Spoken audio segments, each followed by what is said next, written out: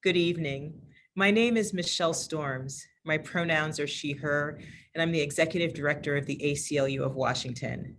I am honored to welcome you all, together with the National African American Reparations Commission, also known as NAARC, and Suru for Solidarity. NAARC is a group of distinguished professionals from across the country with outstanding accomplishments in the fields of law, medicine, journalism, academia, history, civil rights, and social justice. All are united in a common commitment to fight for reparatory justice, compensation, and restoration of African American communities that were plundered by the historical crimes of slavery, segregation, and colonialism, and that continue to be victimized by the legacies of slavery and American apartheid.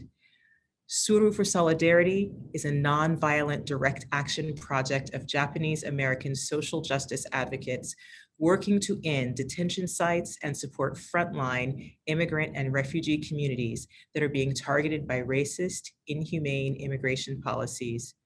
Suru stands on the moral authority of Japanese Americans who suffered the atrocities and legacy of US concentration camps during World War II, and they say stop repeating history.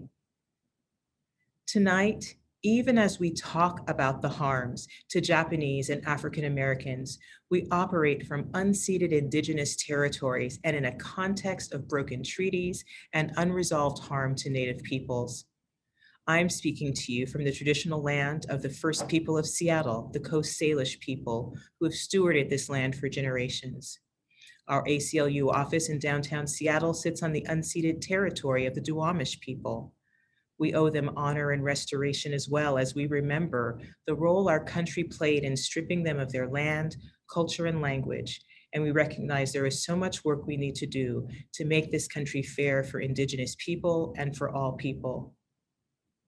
In the early 1940s, Seattle's Japantown, then located on Main and Jackson and between 5th and 23rd Avenues, was nearly 50 years old, and it was a lively Asian American community with hotels and restaurants, grocers, barbershops, but overnight, 10,000 Japanese Americans living in and around Seattle became enemy aliens.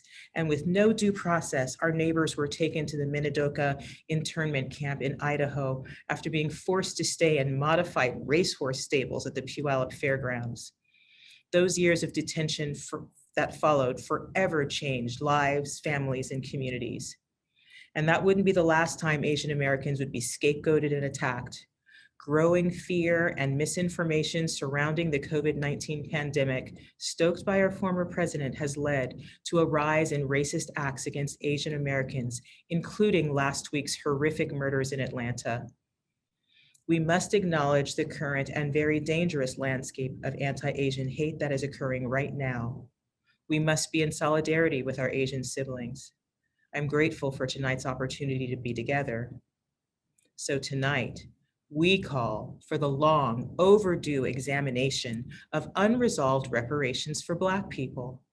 Our context is this: our country was built on the unpaid labors of generations of Black people.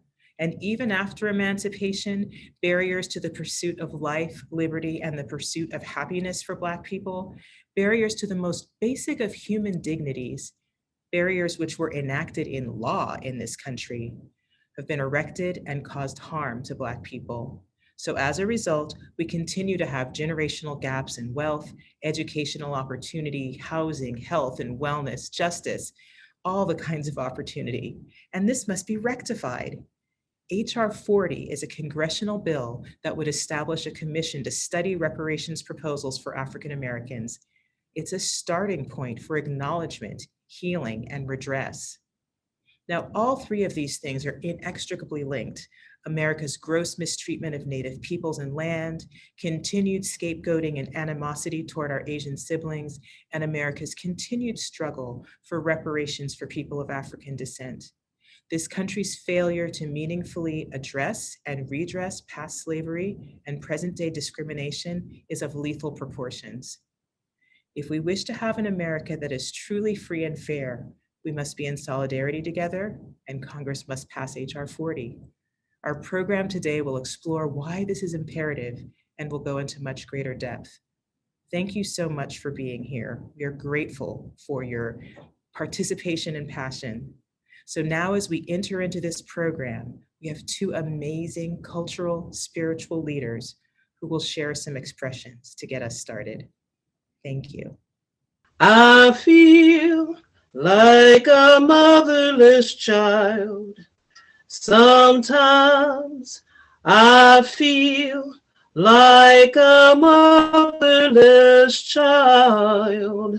Sometimes I feel like a motherless child, a long way from home.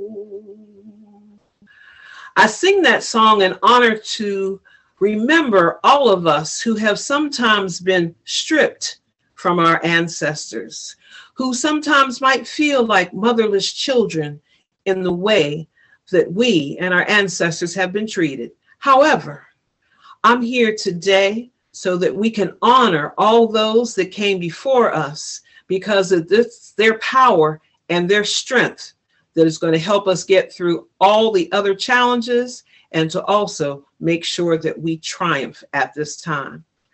I'm Nana Malaya, one who speaks in parables, sometimes called the dancing diplomat. I'm here today so that I can honor our ancestors with libation. Libation is a non-denominational form of prayer. Everyone can use it at any time and in your own way. I will be taking water from this vessel, pouring it into this cup, and then I will be taking that water and pouring it into the plant in honor of all those that came before us.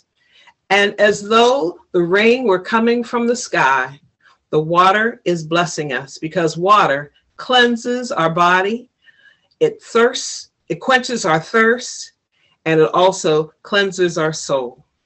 So as I take this water, I'm going to say in the tree language from Ghana, West Africa.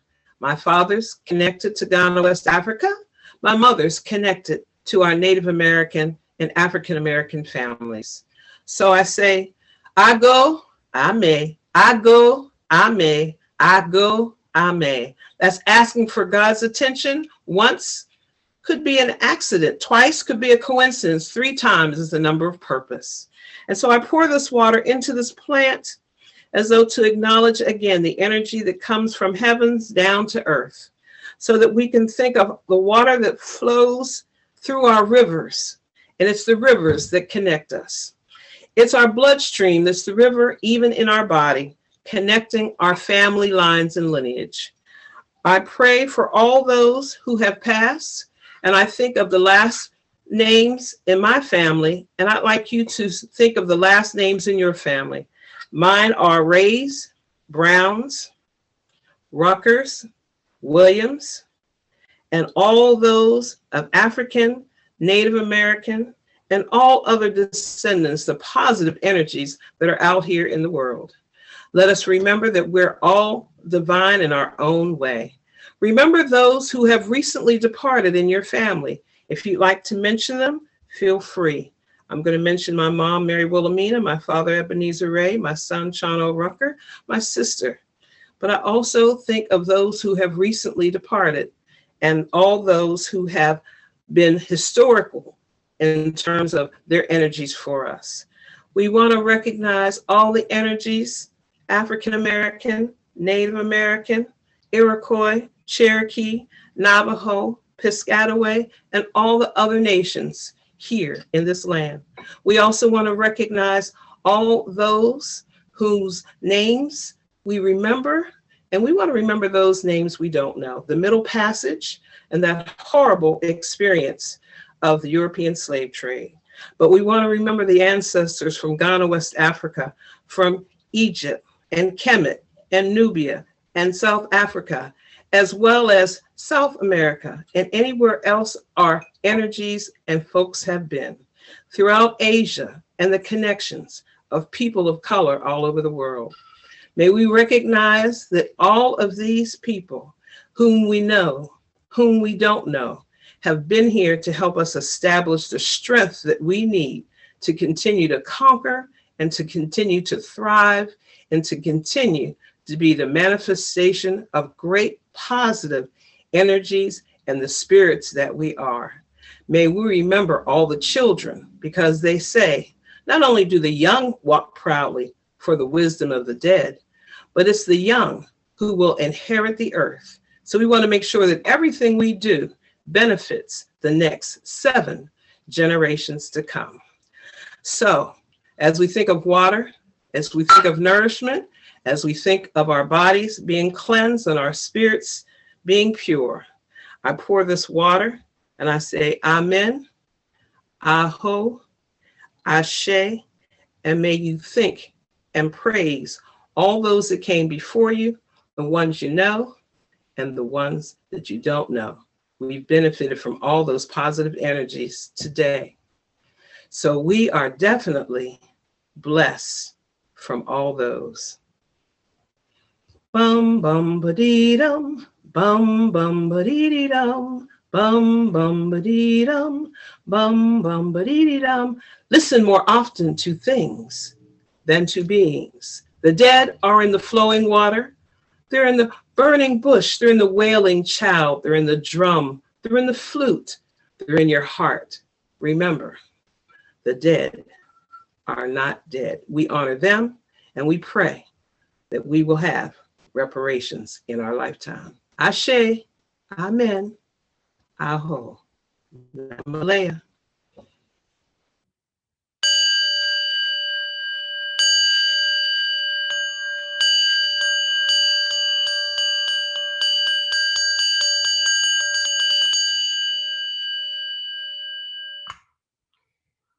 Shigu Seigang Shujo Muhen Seigan Do Bonno Mujin Seigan Dan Om Muryo Seganggak Utsudo Mujo Seganyo.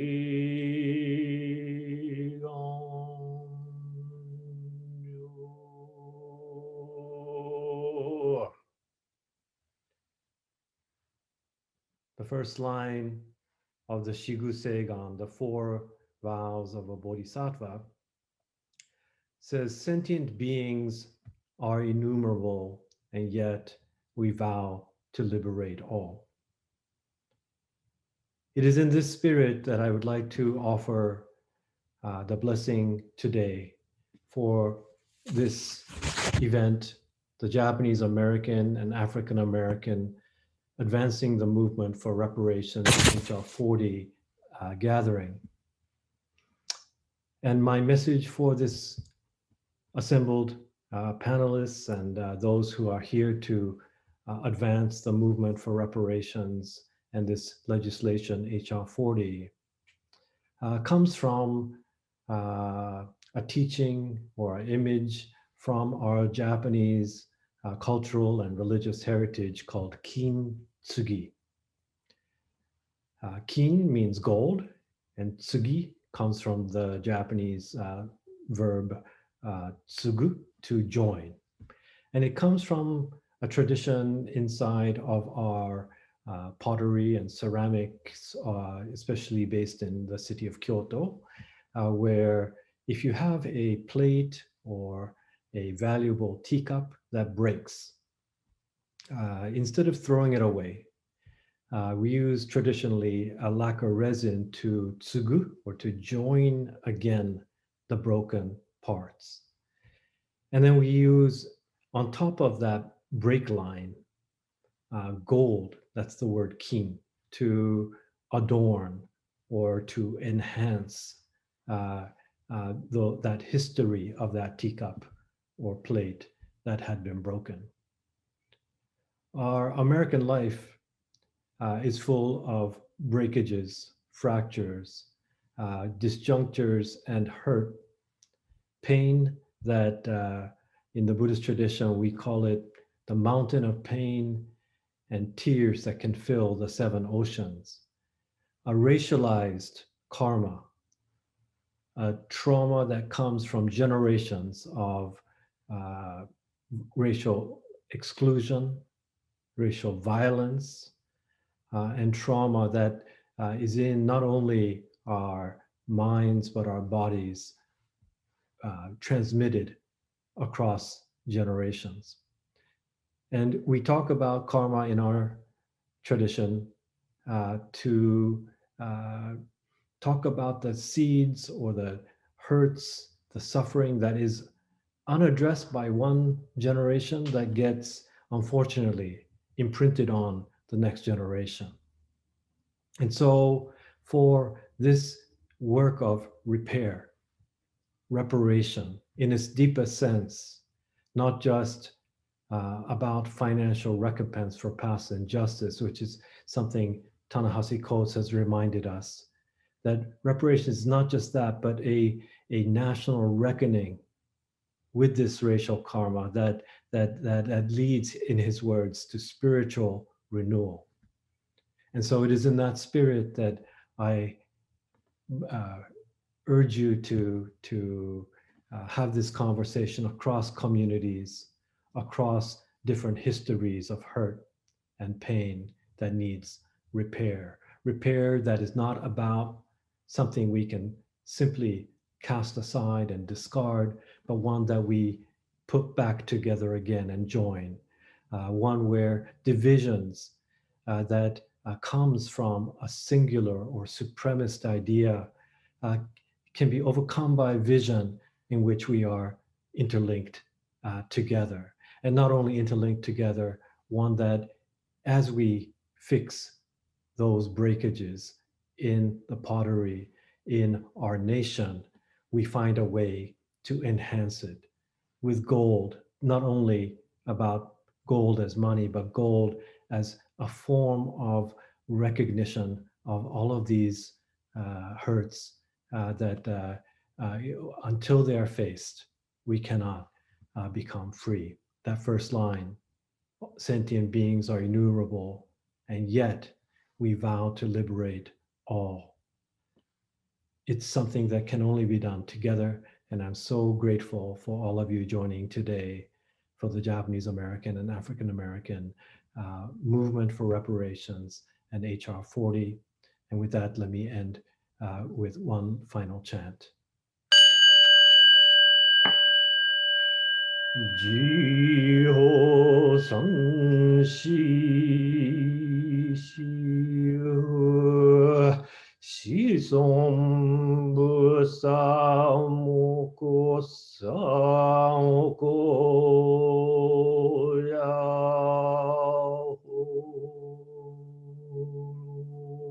mi. The National African American Reparations Commission is delighted to join hands again with Jeffrey Robinson and our partners at ACLU to present another educational and action-oriented forum on HR 40 and reparations.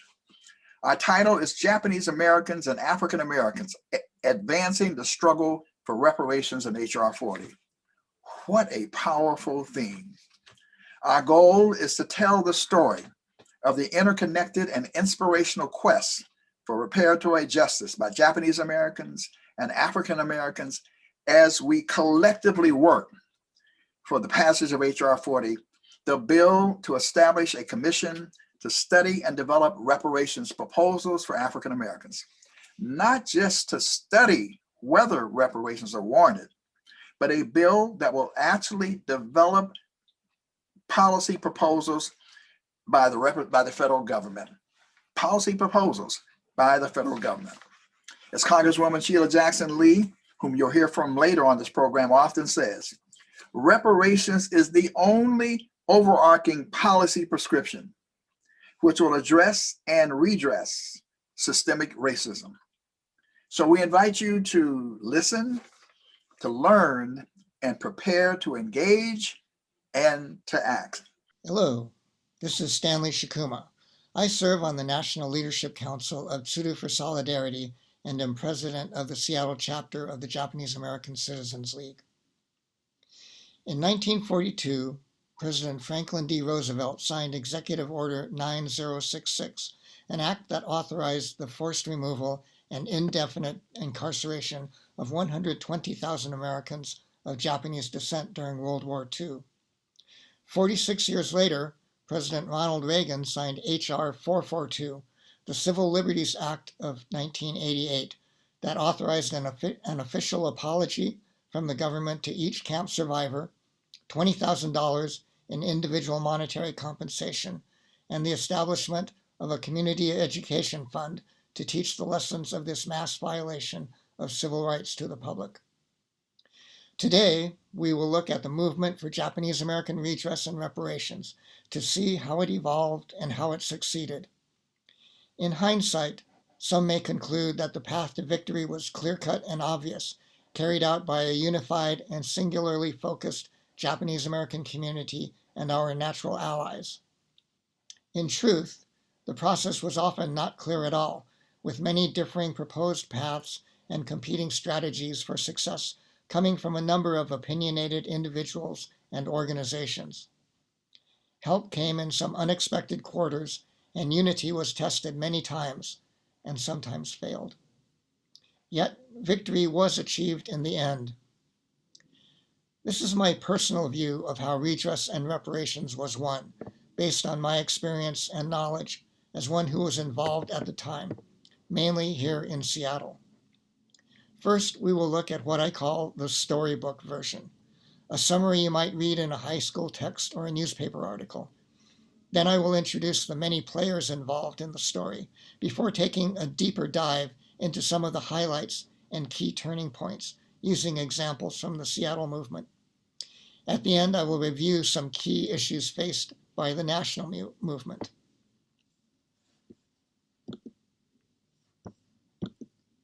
Turn on screen share. Okay, for the storybook version of redress. In this version, redress first arises as a concept in 1970, but languishes before gaining traction through creation of a JACL redress committee in 1978. Congress creates a commission to study the issue in 1980. Its final report states the incarceration was the result of racism, wartime hysteria, and a failure of political leadership. Armed with these facts, the Japanese American community unites with a broad coalition of allies to push through the Civil Liberties Act of 1988, signed by President Ronald Reagan. This story paints a picture of a simple, clear path with a simple, clear strategy that leads directly to victory. Very true, except it was never quite so simple, clear, or direct. To understand why, let's look at all the different players and interests involved. The Seattle players. In Seattle, we first had CERC, the Seattle Evacuation Redress Committee, which developed the Seattle Plan, the first concrete proposal for redress and reparations. All future redress proposals would build off of this model. Once the commission came about, CERC reorganized as the Community Coalition on Redress and Reparations. CCRR lobbied to get a commission hearing held in Seattle and organized over 100 people to testify. Once the commission work was done, CCRR then reached out beyond Seattle and beyond the Japanese American community and renaming itself the Washington Coalition on Redress. For the national players, the Japanese American Citizens League was formed in 1929 and is the only national Japanese American organization with chapters across the country. JACL also has many useful connections inside the DC Beltway. The National Council on Japanese American Redress, NCJAR, was formed in 1979. NCJAR does not trust the commission or the legislative approach and opts to take redress to the courts in a class action lawsuit. The National Coalition on Redress and Reparation forms in 1980. Largely Sansei-led, meaning third-generation Japanese Americans, NCRR championed grassroots participation, mass mobilization, coalition building, and working closely with groups like the Rainbow Coalition and the Congressional Black Caucus. Our Japanese American members of Congress. In the House, we had Representatives Norman Mineta and Bob Matsui. Little bit of redress trivia here. Norm Mineta met Republican Senator Alan Simpson of Wyoming at a Boy Scouts jamboree during World War II. In the Senate, we have Senators Daniel Inouye and Spark Matsunaga. Another piece of trivia, Senator Inouye befriends Senator Bob Dole of Kansas, while both spent months together in rehab following World War II. The Quorum Nobis teams. The legal teams for Korematsu, Yasui, and Hirabayashi were fighting to overturn their clients' World War II convictions and thus undermine the World War II Supreme Court decisions in support of incarceration. Their success helped highlight the injustice of the camps and exposed the racist thinking underlying all three of these cases. And finally, community coalitions. In order to succeed, we first had to unite the Japanese American community, the camp survivors and their descendants, Army veterans of the 442nd Regimental Combat Team and Military Intelligence Service, or MIS, churches, and community groups. We also recruited academics and professionals, elected officials and politicians, and other community allies to our cause. Working with all these groups and holding them all together was not an easy task. Issues of strategy, tactics, and even trust were continually put to the test, yet we persevered. Now let's take a deeper dive into the history of redress. Reparations is a form of resistance. Looking back, I believe our path to redress and reparations starts in 1942, when Yasui, Hirabayashi, and Korematsu choose to challenge the government orders all the way to the Supreme Court, and resistance manifests in other ways inside the camps. After the war, a feeble attempt at compensation for property losses falls flat when the government pays only 9 cents on the dollar in compensation, stretched over nearly 10 years. Following the civil rights movement, the anti-war movement, and the struggles for ethnic studies, people began talking about reparations within the Japanese American community. JACL takes the first tentative step with a resolution calling for redress and reparations in 1970, but nothing really is done, in part because no one knows exactly what reparations means. Many ideas are thrown around, but once CERC develops the Seattle plan, it becomes the basis for all future redress proposals. Several things happen at the end of the 1970s. JACL steps up and hires staff to lead a redress committee tasked with passing legislation. In Seattle, we hold the first day of remembrance to protest the historic injustice and honor those impacted. It galvanizes the community and pulls thousands into the fight. And when we elect Mike Lowry to Congress, he introduces a redress bill. It quickly dies, but it establishes a $25,000 payment as a baseline for future bills. The Commission on Wartime Removal and Internment of Civilians was the most hated idea in the redress movement until it became the most loved. Everyone thought it was either insulting, asking us to prove an injustice, or a delay tactic aimed at killing redress completely. Through demands to get outside the Beltway and listen to the people, however, it was transformed into a powerful catharsis of anger and feeling bottled up for 40 years and launched a mass movement. The resulting report was all we could have hoped for. With the commission behind us, attention turned to winning the votes to pass a redress bill in both the House and Senate. In Seattle, WCR lobbied each member of Congress from our state, passed local redress bills at the city, county, and state level, built new coalitions outside the Japanese American community, and kept the issue in the public eye.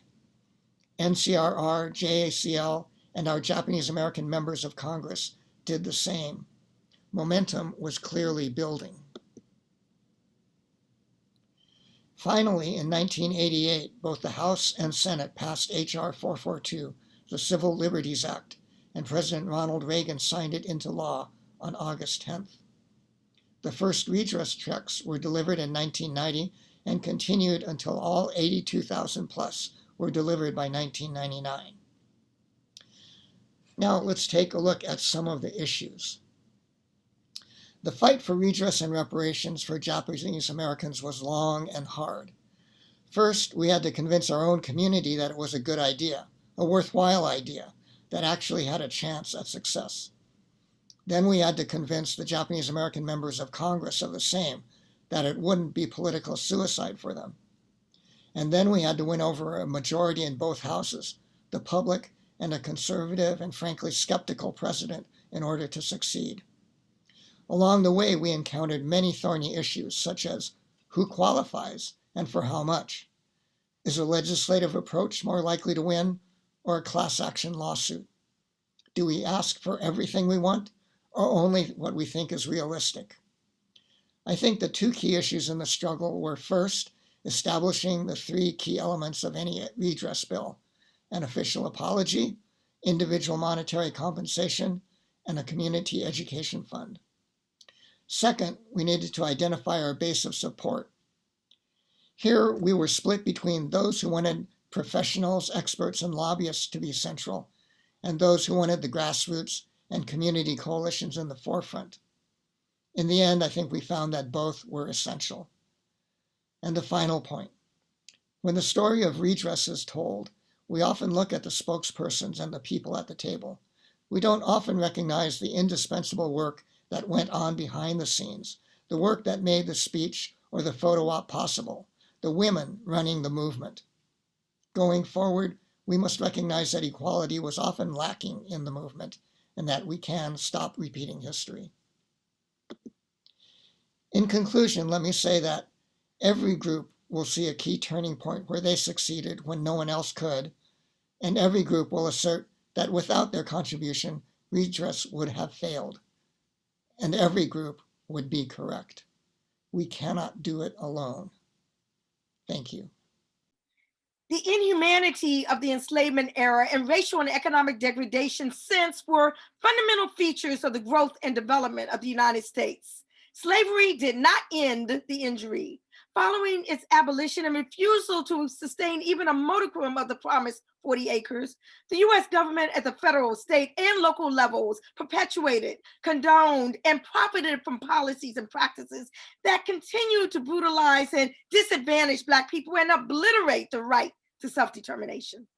Slavery morphed into chain gangs and convict leasing, into the peonage system and sharecropping, into lynchings and massacres, Jim Crow apartheid and voter suppression, and the denial of government program benefits, all combining to exacerbate housing, health, wealth, and educational gaps, as well as the targeting of Blacks for mass incarceration and the death penalty. All of these laws, policies, and practices warrant repair. And Black people have demanded repair from the beginning. Two of the first formal records of petitions for reparations that were pursued and won came from formerly enslaved Black women, Belinda Royal and Henrietta Wood. There was a pension movement seeking compensation for enslavement from federal agencies led by Callie House and Isaiah Dickinson in 1898. There was the repatriation movement of Marcus Garvey in the 1920s. There was Queen Mother Audley Moore, President Mario Bedelli, the Black Panther Party, the Black United Front, Dorothy Lewis, and more. In fact, just about every Black nationalist movement during the 60s and 70s had the issue of reparations as part of their platform in some way, shape, form, or fashion. Civil rights leaders James Forman and Dr. Martin Luther King embraced the concept as well. But it was the end of the 20th century that brought about the modern era of the reparations movement with the 1988 founding of NCOBRA, the National Coalition of Blacks for Reparations in America. Congress had just voted to provide reparations to the Japanese Americans for unjust internment during World War II. What a phenomenal and very current precedent to follow. And so Congressman John Conyers did, and it is the bill on the table right now, H.R. 40, the Commission to Study and Develop Reparation Proposals for African Americans Act. That has provided the mechanism through which to have a public policy conversation about this issue in the Congress of the United States, strategically and intentionally patterned off of the Civil Liberties Act of 1988. And with the advent of the 21st century, the National African American Reparations Commission, NAARC, joined the continuum of historical efforts, adding its energy in the pursuit of reparations for African Americans. While not a product of the federal government, and while not all specifically designated as reparations, some examples of reparatory justice for Black people have included the 1974 $10 million settlement, including lifelong medical treatment to victims and heirs of the Tuskegee syphilis study, where 399 Black men over a 40-year period were left untreated to study the disease. The $150,000 paid in 1994 to each of the 11 survivors and those forced to flee the 1923 Rosewood, Florida massacre, along with a scholarship fund for student descendants. A scholarship fund and memorial passed in 2001 in Tulsa, Oklahoma, to commemorate the 1921 massacre that left over 300 Black people dead and 40 square blocks of Black businesses, homes, and schools obliterated. Litigation is ongoing today for more robust redress. The $10 million granted in 2013 to Black victims of North Carolina's forced sterilization program. In 2015, the Chicago City Council passed a reparations ordinance providing an apology and $20 million to survivors and families of police torture, including psychological counseling, free college education, the creation of public memorials, and educational curriculum. In 2019, Evanston, Illinois, earmarked tax dollars from its recreational cannabis industry to fund reparation initiatives in the city.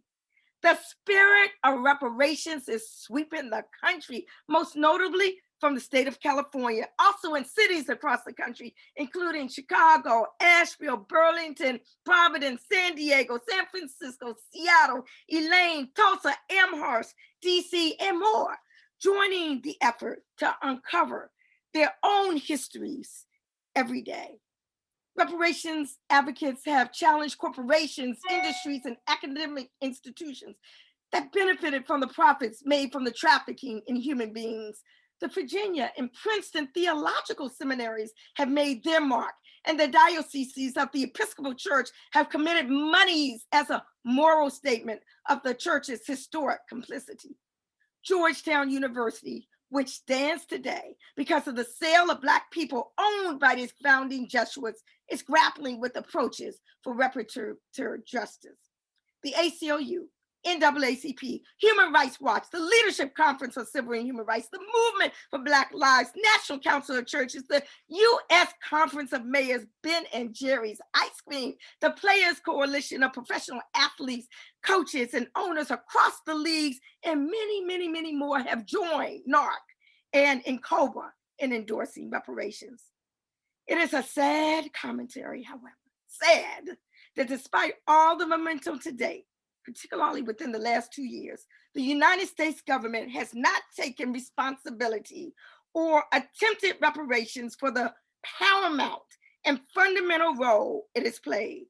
Passage of H.R. 40 will begin the process of an official reckoning of the past and the healing that can come from a reparations settlement, distinct from and not to be confused with ordinary public policy, to be fashioned in as many ways as necessary to equitably address the era of enslavement and its manifestations of injustice that still linger today. Reparations, unquestionably, is an issue whose time has come. The role that government, corporations, industries, academic and religious institutions, the media companies, private estates, and others played in supporting the institution of slavery and subsequent discrimination directed against Blacks are roles that must be acknowledged, must be apologized for, and must be redressed. Such recognition with repair is essential toward healing and the closing of a shameful era of U.S. history. Hi, my name is Kelly Richardson. I use she and her pronouns, and I am a poet, coach, and educator calling in from the lands of the Puyallup people, which settlers have now come to call Tacoma, Washington. It's my honor to give this offering, which is a piece called Reparations. Who is served by these broken hearts? I am bewildered and lost to the lesson. I yearn for the tipping point, the change in the mean season when sorrow submits to joy, when all the bloods run down the drain, tilled soil satiated with gold mined from the ruins. Sassy ladies rocking slowly on sleepy porches, not rocking their dying babies into the next life. And my broad, unbreakable brothers mobilize to command and demand that the debt be paid, erasing the bullseye from our backs, annihilating the plague of the prison pipeline from our dying family trees. Because contrary to popular belief, we don't need pain to sustain hope. So we wait. We wait and we will the scripture to manifest.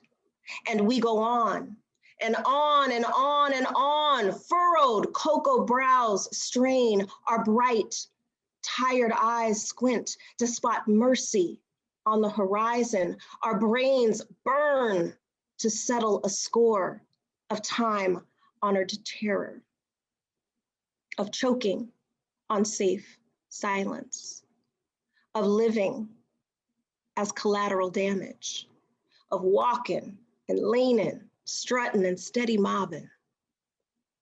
Our living death is a museum visited by vultures, savvy scavengers in crisp shirts and suit jackets, armed with the illusion of self-love and success.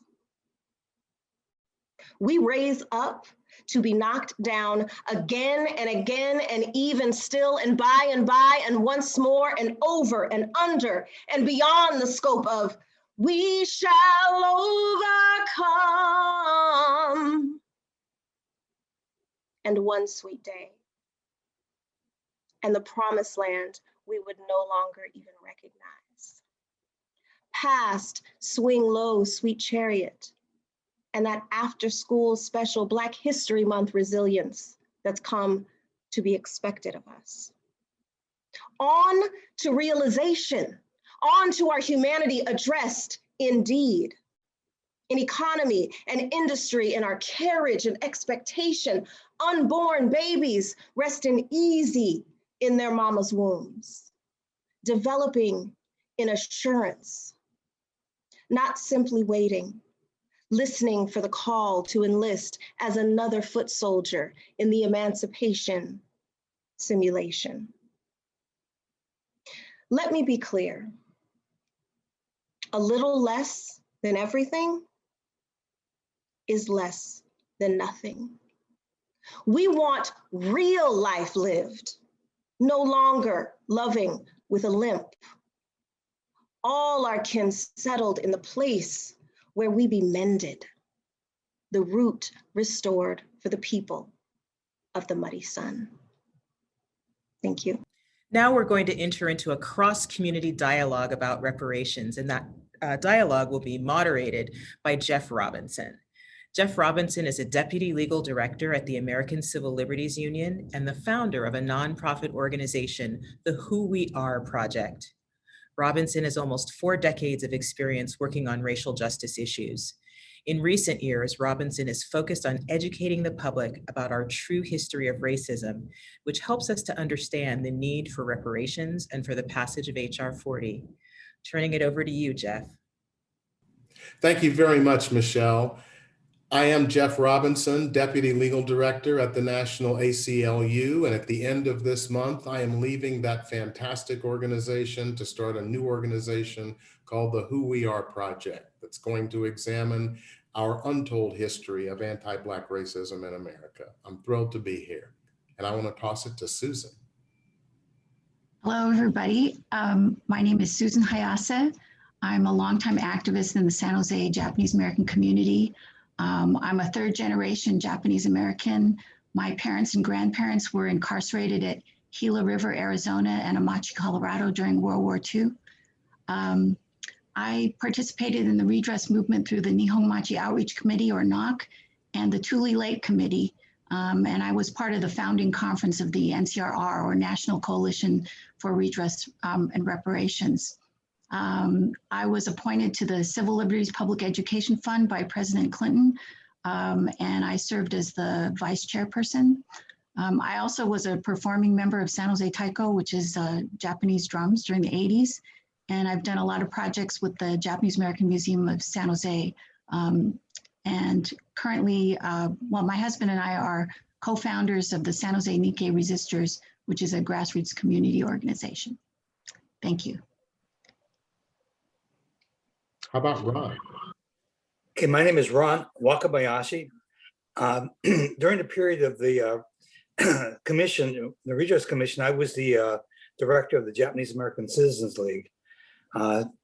Since then, I've spent 20 years as the regional director for the Community Relations Service, U.S. Department of Justice. Just retired, but now I'm working, with Ohio State University, who's trying to pull together lessons learned on truth and reconciliation commissions from around the world. I'm honored to be part of this. Thank you so much for joining us. And Cam, could you give us a little bit about your background? Sure. Thanks, Jeffrey, and greetings, everyone. My name is Cam Howard. I am the National Male Co-Chair of NCOBRA, the National Coalition of Blacks for Reparations in America, an organization, a grassroots organization founded for the sole purpose of winning reparations for African descendants in this country. I've been a member for 16 years of NCOBRA. I am also a member of the National African American Reparations Commission that was formed in 2016. At that time, I was a member of a task team appointed to revise HR 40, and I later became the lead writer of the final draft of that legislation, the revised legislation that is in Congress and is in the Senate today. Cam, thank you so much. And last, but absolutely positively not least, Nkechi, could you introduce yourself to everyone, please? Thank you so very much, Jeffrey, and greetings, fellow panelists. I'm Nkechi Taifa. I'm currently an inaugural commissioner on the National African American Reparations Commission, NAARC. I'm also the president of the Taifa Group, which is a consulting firm whose mission is to advance justice. I am a founding member of NCOBRA, the National Coalition of Blacks for Reparations in America, which was founded 34 years ago in 1987. But I have been working on the issue of reparations some 20 years before that time, basically as a teenager, having seen the issue in the fold of the Black Panther Party, a newspaper about reparations, about 40 acres and a mule. And I vowed to talk about that issue wherever I could. Decided to go to law school because I wanted to be taken seriously by many of these issues that I've been talking about. And I remember when the Japanese American Redress Bill, the Civil Liberties Act of 1988 was in fact passed. And it was one of the reasons why we in NCOBRA at that early stage decided to work strategically with Congressman John Conyers to introduce a bill, HR 40, which became HR 40, which was patterned specifically off of the Japanese American legislative experience. I appreciate all of you being here. I am, like you, thrilled to have this conversation. And I want to pick up, Nkechi, where you ended off, because you talked about how the organizations that you were working with were watching as the Japanese American Reparations Bill got passed. And Susan and Ron, I'd like to go to you to ask, who were the folks that were starting the discussion in the Japanese community that led to this bill? Because this wasn't something that happened over just a year or two. Is that right? No, you're right. Basically, the origins of the Japanese American movement for redress predate the legislative struggle by many years. And actually, if if I were to try to put my finger on what were the founding parents, there are many parents, and one of them was the Asian American movement, which Japanese American young people were involved in helping to build in the 60s and 70s. But what were the parents of the Asian American movement? One of the parents was the Civil Rights Movement and the Black Power movement and the anti-imperialist, anti-war movement and the multiracial struggle to build ethnic studies. Those were incredibly important in the building of the Japanese American redress, even the idea, because as many people might know, one of the effects of the government's treatment of Japanese Americans during World War II was to suppress the ability of Japanese Americans to even comprehend what had happened to them. And so many people who were in camps did not tell their children what happened, and they suffered in silence. And the fact that young people like myself didn't hear that from our parents was very damaging to our sense of ourselves and our ability to understand the racism that was around us. So those are really substantial parents, I think, of the Japanese American redress movement. It's interesting as I hear Susan say that, I think many Americans might have been surprised that like the Black Panther movement or people engaged in Black Power activism had an influence on what was going on in the Japanese American community. I guess it is surprising. I guess the reference Susan made to the Asian movement. So I'm one of those characters that's back in the 60s in Los Angeles. And it certainly was. I mean, I remember distinctly that, you know, we mimicked a lot of the behaviors. I mean, we got black leather jackets and we got berets as well, and you know, sort of mimic things for a while. But you know, at the heart of it, you know, what Susan raised is the Black Civil Rights Movement raised the essential question for us. You know, how does that question of identity, of our place in this country, relate to us? And it raised that question. And Susan's, you know, reference to like, we went to ask our parents, you know, and we didn't get answers because, you know, they had suppressed it. And there were maybe 2 books out on the camps. We thought we knew of camps only as our parents introduced them. And I thought of it as summer camp because they said, this is Mr. and Mrs. So-and-so from such a block. And I thought it was summer camp. I didn't have a concept of what it was. And then, you know, if we credit some early people, there's a woman named Michi Wegman who wrote an early book, Days of Infamy, that raised the issue for the first time. But that's, you know, like 10 years before, you know, this thing gets into the Japanese American Citizens League, which I joined at that point. And I want to just kind of point out, JACL is kind of an establishment, you know, more mainstream organization. Most of us who are working on Regis were outside of that and doing things like sponsoring pilgrimages to the old camps, and we were being told, don't do that. You know, let it lie. And it took a good while for it to get, you know, migrate into the JACL, where JACL adopted it as, you know, part of their program. But even then, if you know, like one of the things about the whole process is that redress kind of goes through periods of like, there's a brainstorm period where people have different concepts of it. Some people, you know, thought we should go with a direct litigation with a class action suit. The Seattle folks came in with the Lowry bill that went directly for compensation in the beginning. And actually the commission bill, the idea of the commission was not popular with anybody. It wasn't popular with the JACL. You know, what it was is that the members of Congress said, like, this is our best shot. Because right now we're not going to get anything passed. There's no one in the Congress except one member who was here during the time of the internment. Mm-hmm. And so we've got to relay that foundation. So the commission bill, you know, was not popular among, I think, it wasn't any of our first choice in any of the groups.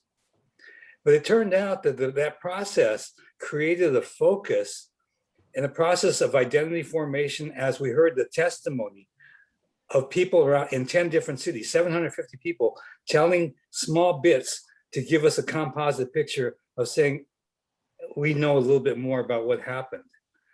And that was like a critical part of like what is, I think repair, because while we got monetary compensation, that was not meaningful if you go and look back and even survey people today. They wanted it to be a significant enough amount that it wasn't insulting. But if you go back and look at what people said, looked at the repair, and I think you have Satsuki Ina speaking about intergenerational trauma and hurt. A lot of the repair came that way. And in fact, if we talk about allyship, prior to the redress effort, I think Japanese Americans internally and externally were viewed as model minority. And the fact of the camp and our understanding of the camp gave us a platform that allowed us entry to allyships that we continued on from there. So I think we got great gifts out of that, but they're interrelated. That is just so interesting. And Susan, there was another group, NCRR. Could you talk a little bit about the experience of that group and how it relates to kind of what Ron was just sharing with us? So the National Coalition for Redress and Reparations formed in 1980. And the reason it formed was, there are a lot of reasons, but I just want to talk about how we knew that we had to unite our community in order to win redress, or to even begin to start fighting for redress. So that's a really important thing. And I think that we have to talk about what are the obstacles to uniting. So one was that, the Japanese American community had to recover from the camps, and it was very traumatic. And I think a lot of people don't realize that a lot of the first generation had no family, and they had they were elderly and they had nothing, and they were in county poverty wards in Santa Clara County. When people came back, they were homeless and they slept on the floors of the church. The business community was damaged, so there were nobody that could hire you. And then the business communities were also damaged because soon after they returned, the urban renewal and redevelopment programs started to wipe people out. And also community organizations, except for the JACL, had all been destroyed. And so there was no political infrastructure for uniting our community. So it was really important to bring everybody. So the NCRR formed. Many of us were activists who had fought for ethnic studies. And many of us also had been in the struggles to try to protect Japantown from redevelopment, both in San Francisco and in Los Angeles.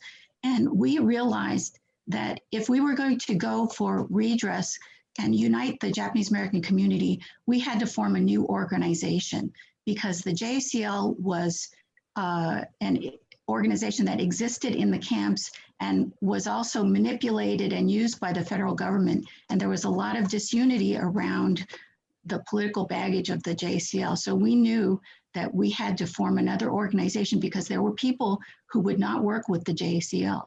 So the NCRR had a particular focus. We were a grassroots organizing group. We welcomed and also focused a lot of attention on organizing grassroots, working class Japanese Americans who would not otherwise have been tapped to join a campaign like this. So we went out and we found people, and we worked with teachers, with nurses, with butchers, with gardeners, with auto mechanics, and with janitors, and people who were not already active, but who, had been keeping the flame alive, basically, and had no forum to make a statement for reparations. So we knew that we had to build a mass movement, that it couldn't be just one organization or one or two organizations. It had to be everybody, and it had to be artists, it had to be writers, it had to be students, it had to be old people, everybody had to be involved. And so that was what the focus of the NCRR was. And So one of the early ideas about the commission was that, well, we'll get all these scholars and we'll get historians and we'll get non-Japanese Americans. And I think the idea was that, well, let's not seem that like we're self-serving and asking for something for ourselves, but we felt very differently. We felt that Japanese Americans who had been in the camp and who had direct experience with Executive Order 9066 and the impact of it, and their children who had also suffered from the destruction of the community, that all of these people had the right to testify. And that was really important. So that was a really important thing that I think that the NCRR represented. It's very interesting that both you and Ron have identified a value to the commissions that I think many people overlook. And Nkechi, I just want to jump to you because there is an obvious transition here as Susan and Ron are talking about the influence of the Black Panthers. And I have this image of you on a street corner finally saying to yourself, maybe I ought to read this thing that I've been selling, and what are they talking about? Reparations. So how did that resonate with you to hear that essentially the same movement that you were becoming akin to was impacting the Japanese American movement for reparations? This was very surprising because I never had this type of conversation before. My mouth was just wide open. I'm saying, wow. I mean, wow. Because it wasn't just the Black Panthers, it's just about any organization in the Black community, primarily that was talking about Black power or anything post-civil rights. Even during civil rights, Martin Luther King even essentially was talking about reparations. George Foreman, John Foreman, James Foreman interrupted Sunday school at the Sunday service at Riverside Church, calling upon the religious institutions to grant reparations. So it wasn't even just the Black Power movement, but the Black Power movement, any organization had it within their platform, whether it was the Black Panthers, whether it was the Black United Front, whether it was the Nation of Islam, whether it was Republic of New Africa, they all were talking about this issue. But it was when we talk about the forefathers and the foremother in the Black community, I gotta say, in what I'm considering the modern era, that she stretches back before the modern era, was none other than Queen Mother Audley Moore. Queen Mother, who came up during the Garvey movement, during the 1920s. She had to have known or heard something about Callie House during that time, who came before in the late 1898 with the National Ex-Slave Mutual Bounty and Pension Association, which was really the largest grassroots organization, the largest group at that time, talking about pensions from federal agencies for compensation for the enslavement era. So Queen Mother Moore came out of that, and through the Garvey movement, who basically was talking about repatriation, but not swimming across the ocean naked, with reparation, with repair. And then all the way down through, she became part of just about any movement that was talking about reparations. The Republic of New Africa, most specifically, and influenced Imari Abubakari Obadeli, who is considered the father of the modern reparations movement. Most folk know nothing about them, but again, this was Black nationalist politics.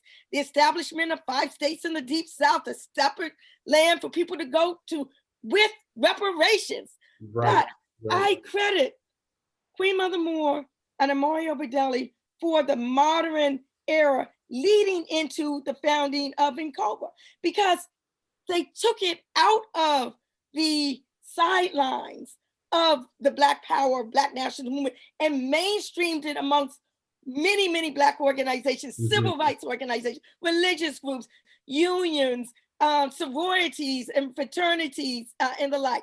And there are 2 other people I must mention. Reparations Ray Jenkins. There might not be a HR 40 if it were not for Reparations Ray Jenkins from Detroit, from the city that Congressman John Conyers came from. Reverend Joanne Watson had a radio show, and she would say that she would always get this caller from this person named Ray, always talking about reparations, that she gave him that nickname, Reparations Ray. John Conyers would say, this issue has had more callers, more letters than any other issue flowing into his office, and it was because of Reparations Ray. And the last person I would say is Dorothy Lewis, a name no one knows, footnote in history. Dorothy Lewis was an African-American, but she was living in Alaska, and she became part of that Alaskan Native Claims Settlement. I don't know all the specifics, but it was subsumed within the Civil Redress Bill, the Civil Liberties Act.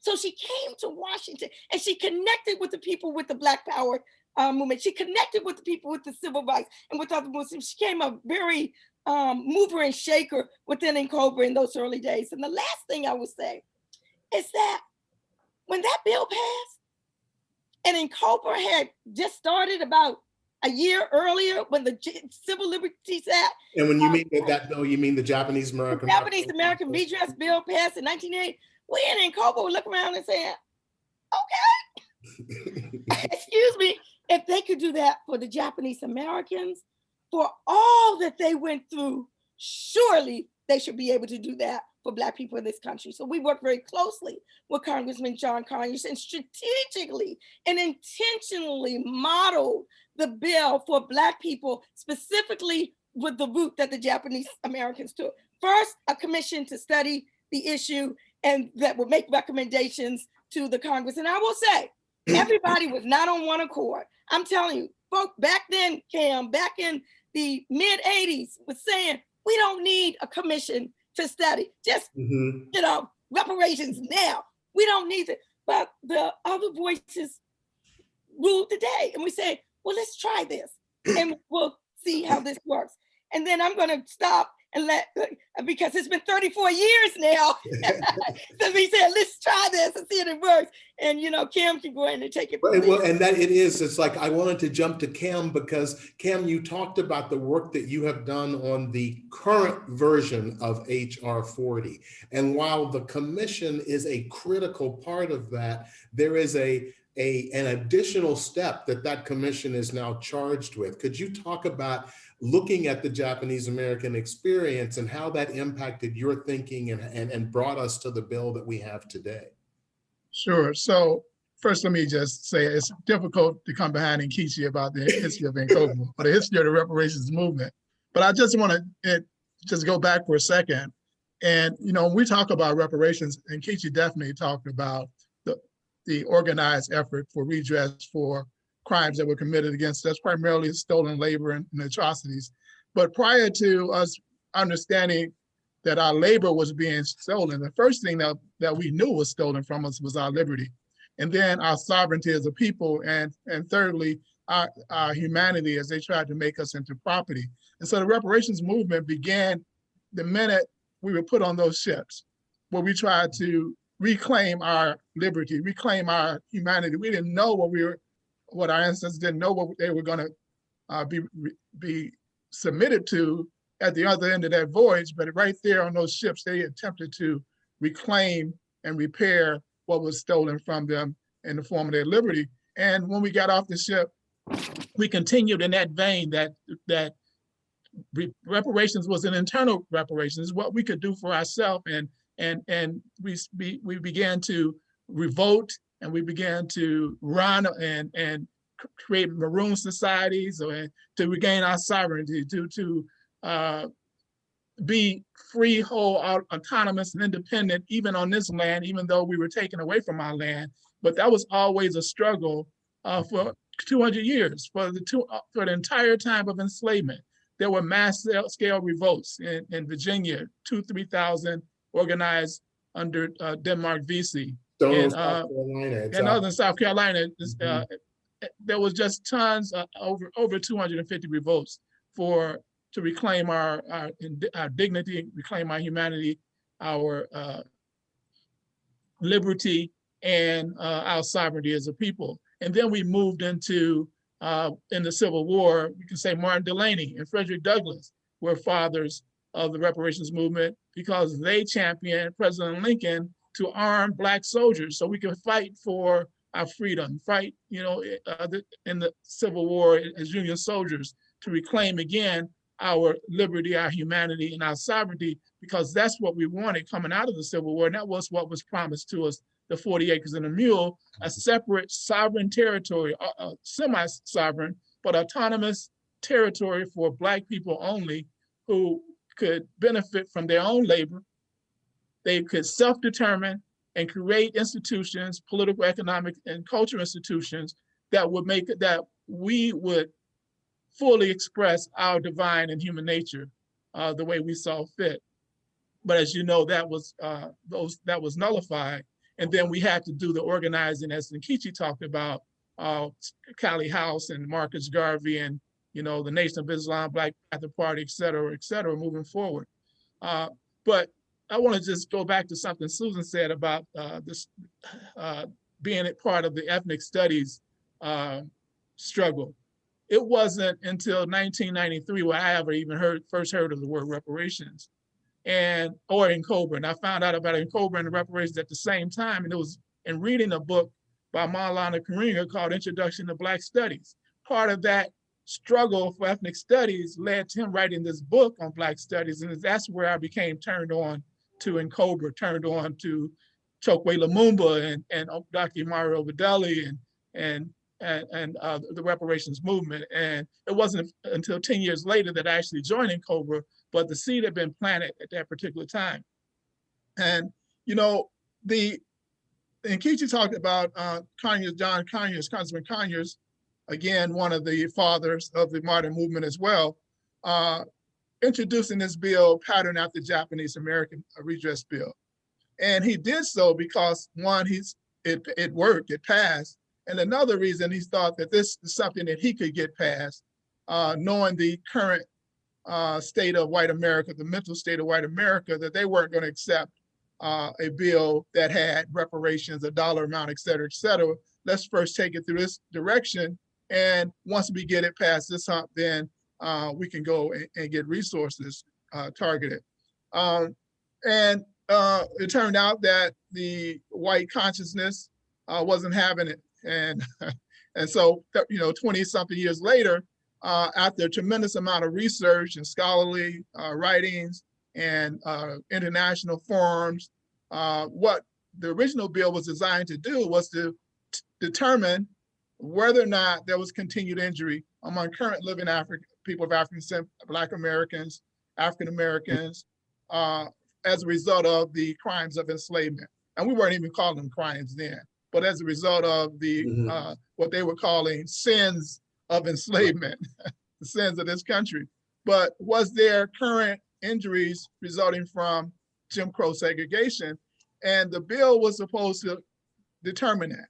And then if there were, they make recommendations to Congress. But since that time, the bill was first introduced in 2015, when NAARC began to looking at this question of should we continue HR 40 or should we, you know, do another strategy? We said that, you know, it had already been settled that there was continued injury. The World Conference Against Racism 2001 began with what's happening with people of African descent around the planet as a result of the transatlantic slave trade, the result of enslavement, the result of apartheid and colonialism, all of those social dominating and social oppressive constructs is the very reason why we have all of these disparities that exist in our communities around the globe. And so we began this bill with that understanding that there is current injury, there is a current legacy, and there's all type of data to show that there's current legacy. And so the bill begins there and it says, how wide is that legacy? How deep is that legacy? And what would it take to ameliorate, to mitigate that legacy? And the commission is charged then to develop those proposals, those programs that will address those areas of disparities and address them in the form of full reparation.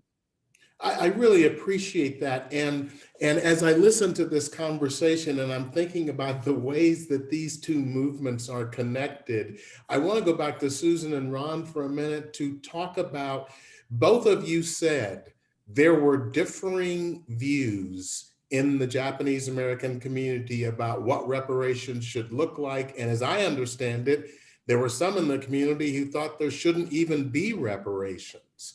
And one of the things that people say today is that well, if there are differing views in the African-American community, maybe that means HR 40 shouldn't go forward. How do you respond to that? And I'd just like to hear the experience of your community and how that got resolved.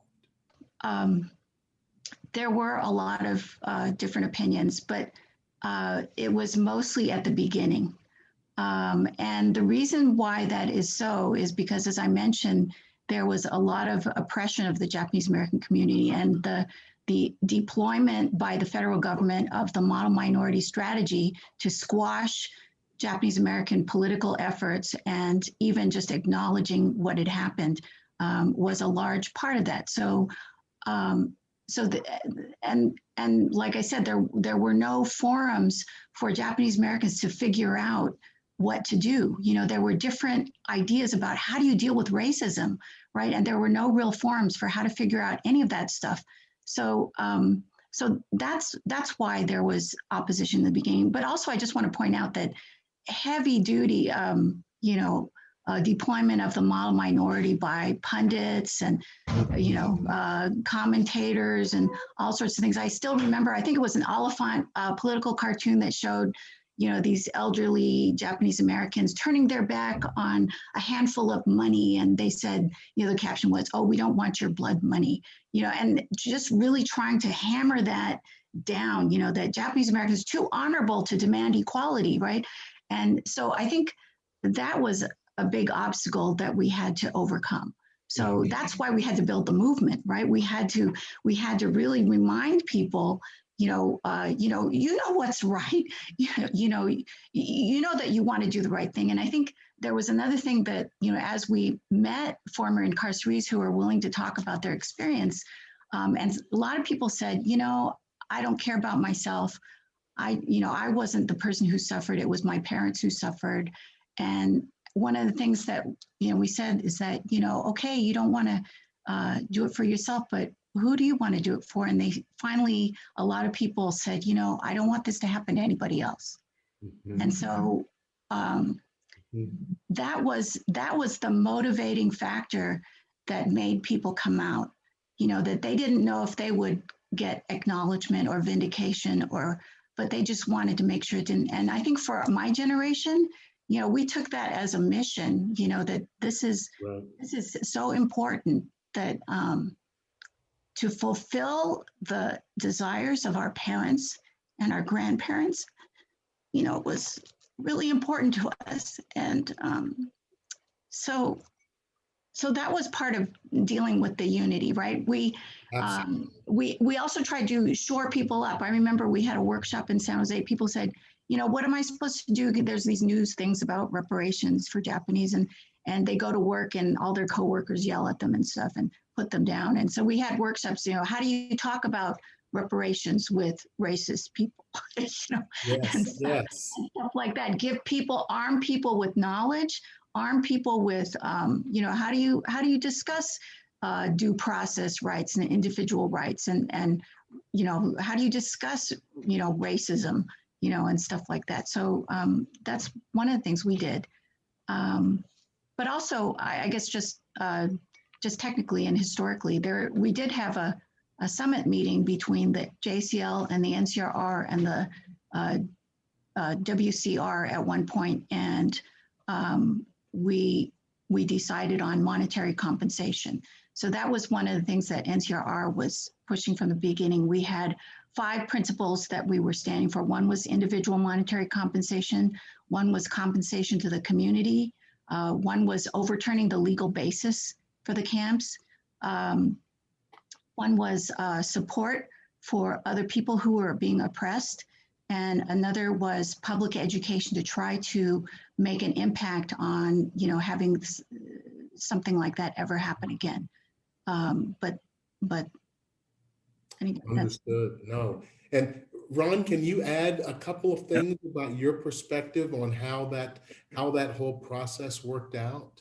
I think Susan's captured a lot of that process. But the thing that's part of the process as well is that really the commission itself is a tool. And it's a tool for, not just the testimonies that went on before the commission, but the testimony that took place after church, the testimonies that took place at the kitchen table. Right. You know, and which start making people whole in getting, you know, and I think the other critical word is that it's a movement, because NCRR is part of that movement. You know, other parts of that movement included, you know, over 100 cities that passed redress bills for wrongful termination. Wow. So Yeah. when we walked into Congress with the other bill, it's like saying, hey, there's support for this concept, and here's 100 local ordinances that say so concretely.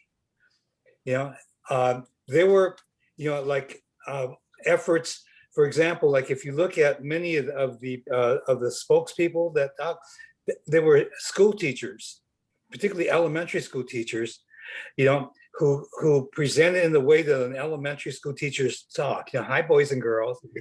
Right. But that presentation is saying this is your military necessity, and that's just bullshit, and the bullshit's right in front of you. You know, but there's other just healing that goes on. And we, you know, Susan referenced some of the controversial role that JACL played, and that was clearly true. It was only until a couple of years ago where there was an apology that was made for, you know, the word resistors that's used in the name of Susan's organization was also the name for resistors who opposed going into military service until their parents were granted full rights back. Mm-hmm. They were, you know, in my view, you know, some of the stuff they put forward was among the most honorable, articulate stuff that was written there. And the hard thing for me was that those are literally my brothers and my sisters in Tule Lake. Right. And I'm not meaning that figuratively, literally blood brothers and sisters. Yes. You know, and I knew that this role had gone on and was a division within, you know, JACL and the treatment. There's a lot of community healing. The resistors today and my nieces and nephews, you know, I could see in them, you know, there's a restoration of like, my dad was a good man. And I said, you're darn right. He's a better man than I ever was. Wow. You know, but they get things back like that. I mean, the restoration, the healing, and Satsuki Ina, you know, speaks a lot about that as well. But there's, you know, there's the monetary compensation, and there's all those kind of, you know, the trust fund, all those kind of things that people can talk about. And you know, that's going to be situational. It's going to depend on all kind of other things, what comes place. But what you have within control is the movement. And the movement is self-healing. It's so profound, and the ways that the communities, both the Japanese American community and the African American community, have to be centrally placed in this healing process is, you know, I have heard it from you and Susan. I'm hearing the exact same thing from Nikichi and Cam. And I want to come to this conversation has just been so rich. I want to come to just one last topic to get thoughts from each of you. We have, on the one hand, incredible movement on HR 40 with over 170 co-sponsors and a legitimacy and an interest that we have not seen in decades. We have this incredible support from the African American community. And then we have the incident in Atlanta that we've already talked about at the beginning of this program.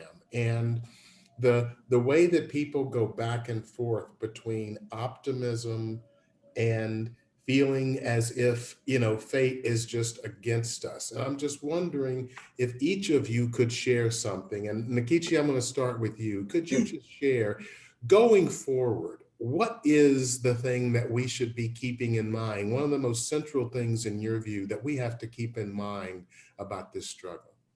Well, one of the things we need to keep in mind is that reparations is an issue whose time has come. I mean, there may be setbacks, but there has been so much momentum that I would never have imagined. When you have the Jesuits talking about $100 million to for the benefit with respect to the 272 people who were sold to keep Georgetown University from going into bankruptcy. When you see the Amalgamated Bank talking about reparations, when you see Ben and Jerry's ice cream, you know, this is an issue that is just exploding all over. But the one thing I would say that I want people to keep in mind is that the harm was multifaceted. The harm of the enslavement and post-enslavement degradation all the way down today was multifaceted. Thus, the remedy must be multifaceted as well. Within NAARC, the National African American Reparations Commission, we talk about a number of different points. And I just want to just list them basically to keep in mind as we're going forward. These are points that hopefully will be presented to the commission once it is established by Congress. But some forms of redress could be a formal apology and establishment of a ma'afa. Ma'afa means the great like Holocaust or calamity, an institute, a ma'afa institute. The right of repatriation and creation of a knowledge, an African knowledge base, the right to land for social and economic development, funds for cooperative enterprises and socially responsible entrepreneurial development, resources for health, wellness, and healing of Black families and communities, education for community development and empowerment, affordable housing for healthy Black communities and wealth generation, strengthening Black America's information and communications infrastructure, preserving Black sacred sites and monuments. And the last point is repairing the damages of the criminal injustice system. Those are just some examples of what a reparatory justice package could look like. Thank you so much. And I think what a wonderful answer for people who say, well, reparations is just about a check and nothing else, isn't it? And I think anybody listening to that answer, Nkechi, has to go, wait a minute, I'm hearing something that's a lot more complicated than that. Susan, can I jump to you, kind of like a closing thought on what do you think we can be focused on that would be most important? Okay. Well, one of the things I want to thank Cam and Nkechi for their comments about, looking at the Japanese American Redress and Commission as some kind of a model. But I also want to point out that the Japanese American Redress movement, even though it was addressing systemic racism and it was focused on the denial of equality under the law, that monetary compensation under that Civil Liberties Bill could not really address the larger issue of white supremacy and the legacy of slavery built into the fabric of this country and the institutions. And I mention that because I've read about Thurgood Marshall when he was the counsel for the NAACP, and he was going after school desegregation. And one of his strategies was he went after de facto segregation first. And one of those cases was called Mendez versus Westminster in California, which was segregation of Mexican-American children. And so he went after those cases because they were establishing a precedent that you could do that. And then only then did he go after Brown versus Board of Education, the legal segregation cases. And so I think that the way that I'm looking at Japanese American redress victory is that we made a little chip in the wall. And I also want to point out that it wasn't inevitable that we were going to win that. If you look very closely at many, many points, it almost seems coincidental or miraculous that certain things happened. Like, for instance, the bill was bottled up in committee for years before the majority changed and it could get out of committee. So there were a lot of things. And then the signing of the bill, Reagan had threatened to veto it, and it's still mysterious to this day why he, there's, yeah, I have some theories, but anyway. So I think that if we had lost, we talked about that too, so if we had lost, I think it would have been really terrible. We would have felt really terrible, but I think that most of us were in it for the long haul, and we would have kept fighting not necessarily just for redress, but you know, in the early 2000s, a lot of former redress activists in the Japanese American community endorsed HR 40. And now we're trying to organize the broader Japanese American community to support HR 40 and to be a part of this broader long-term movement that Black Americans have been fighting for many, many years. And I want to point out that, you know, Japanese Americans, we haven't been here as long as Black people, and that the liberation movement of Black Americans has international prestige, and we are in awe, and we are so appreciative of everything that Black Americans have fought for to make the Bill of Rights mean something. You know, even if white supremacy aced you out of the benefits of those victories.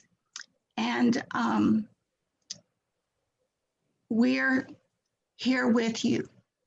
So, so powerful. Thank you so much. Ron, I just want to come to you for final thoughts about how do you see the path forward? What do you think we should really be focused on? Well, let me approach that by saying, you know, that I described, and Susan and I both described early on, that the attitude, particularly of activist community, was that the notion of a model minority. A book came out around the time of just before the commission started, called Nisei the Quiet American, and that was the title was controversial, much, and the book as well. But it implies passivity of rolling over and not fighting back, and you know, coming, you know, the younger folks and activists coming out of the civil rights movement and the anti-war movement, you know, look through, you know, and talk about third generation, looking at the second generation, and saying they failed. They failed. They didn't defend the community. They didn't defend their parents. They failed. And you can hear that voice at the beginning of the commission hearings. As people learn more about like what the situation, circumstances, and what people actually did do, the voice changed and said, thank you, we recognize what you did. The 442nd became the most decorated in American history. The resistors stood up. You know, there was a great deal of honor that went on there. And if you think about it, it was, you know, I became a father around that time. And I remember hearing my national president say to me that he was feeling low because he said his son just graduated high school. And I said, you shouldn't be sad. You've got all kinds of money. You can pay for college. I got to worry. but you can cover college. He says, no. My son said, Dad, you know, like you're in Who's Who, you're in the newspapers, but you weren't there when I needed you. And I heard something that said, like, I never want to hear that. I never want to hear that. Yes. And I think, you know, I'm telling that to say, that's what the community got back. You know, the younger folks saying that, like, you need to feel like your dad could be my dad could be your dad. Understood. You know, understood. And for the dad, you need to, you know, like with kids, that's the one time you get to be God. Yeah. It's by showing how to live a purposeful life. So, you know, there are things that, you know, like people, you know, can't take away from you that are there, you know, in the process. Thank you so much. And Cam, I want to come to you, brother, to close us out.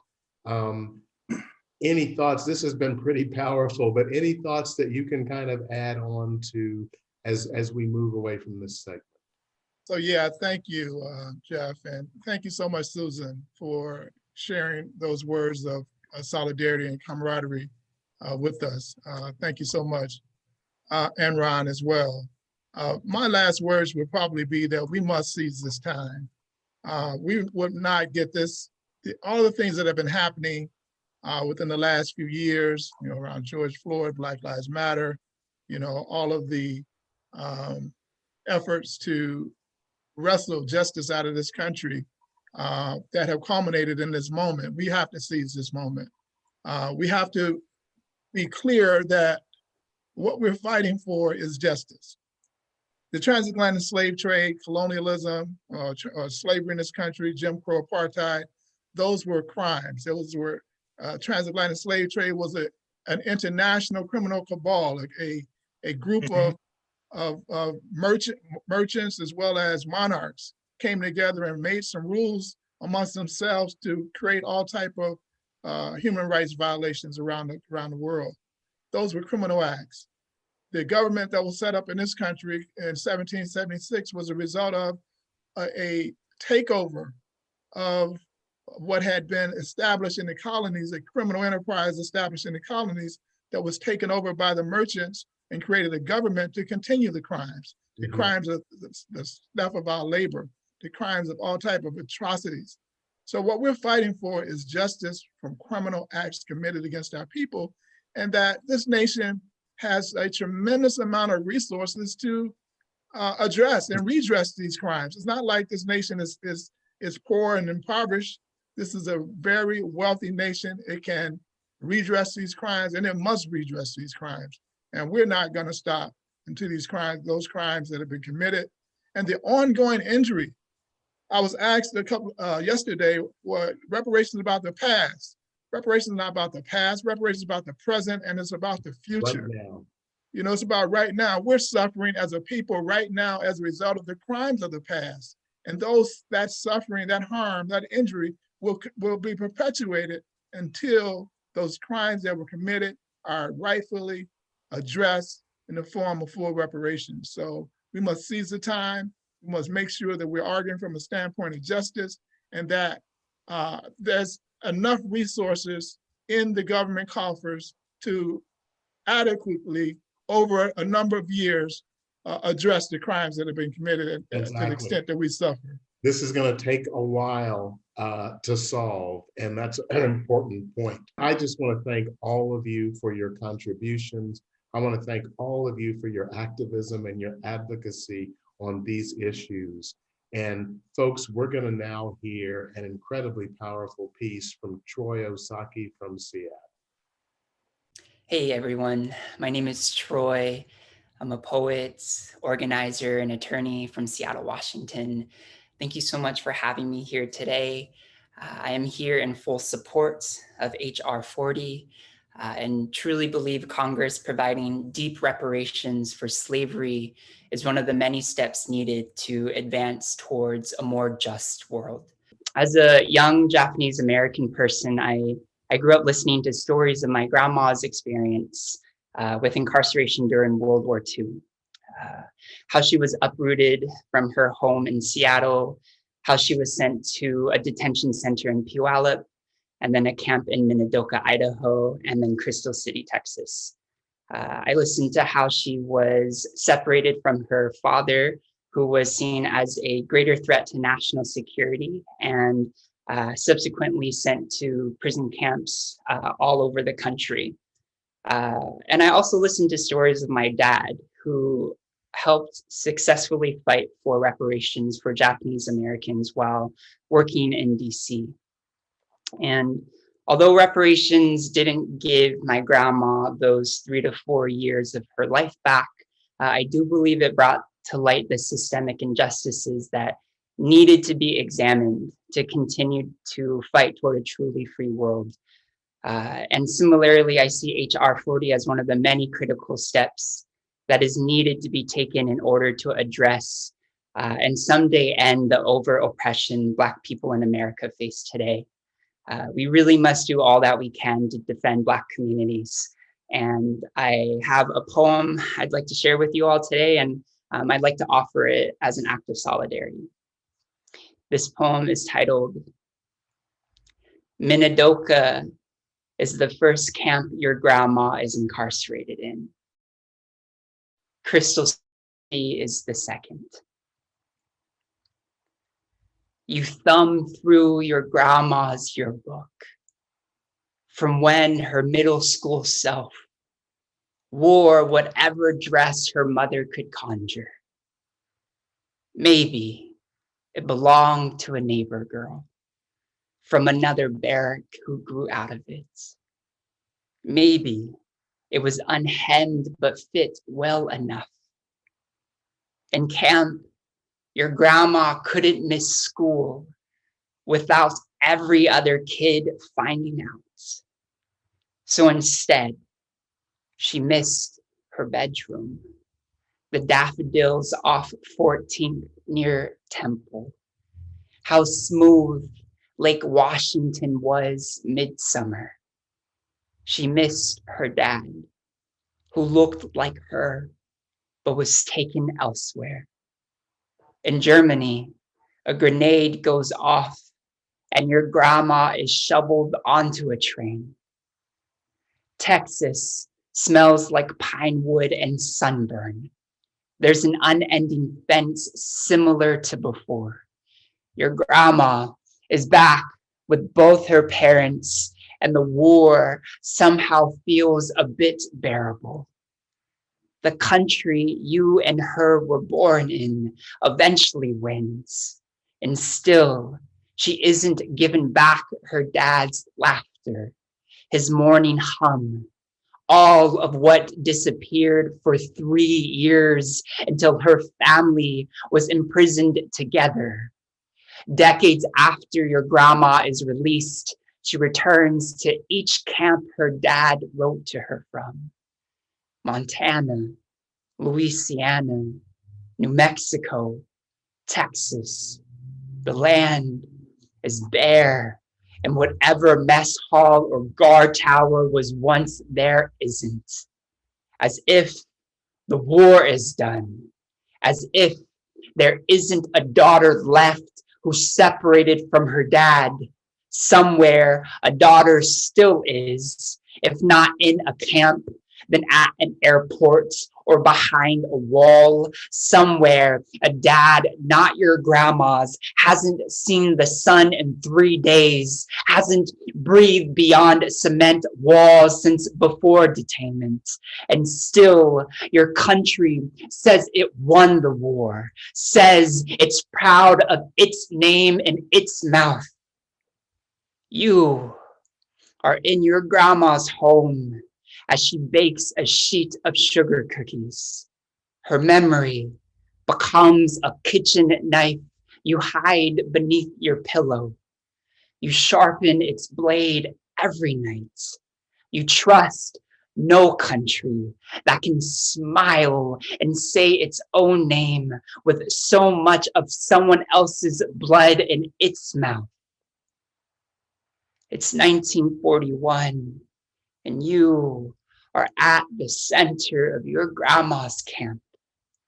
She's looking at a mountain miles away. Says, sometimes I stand here, right here, staring, and I swear I can see the other side.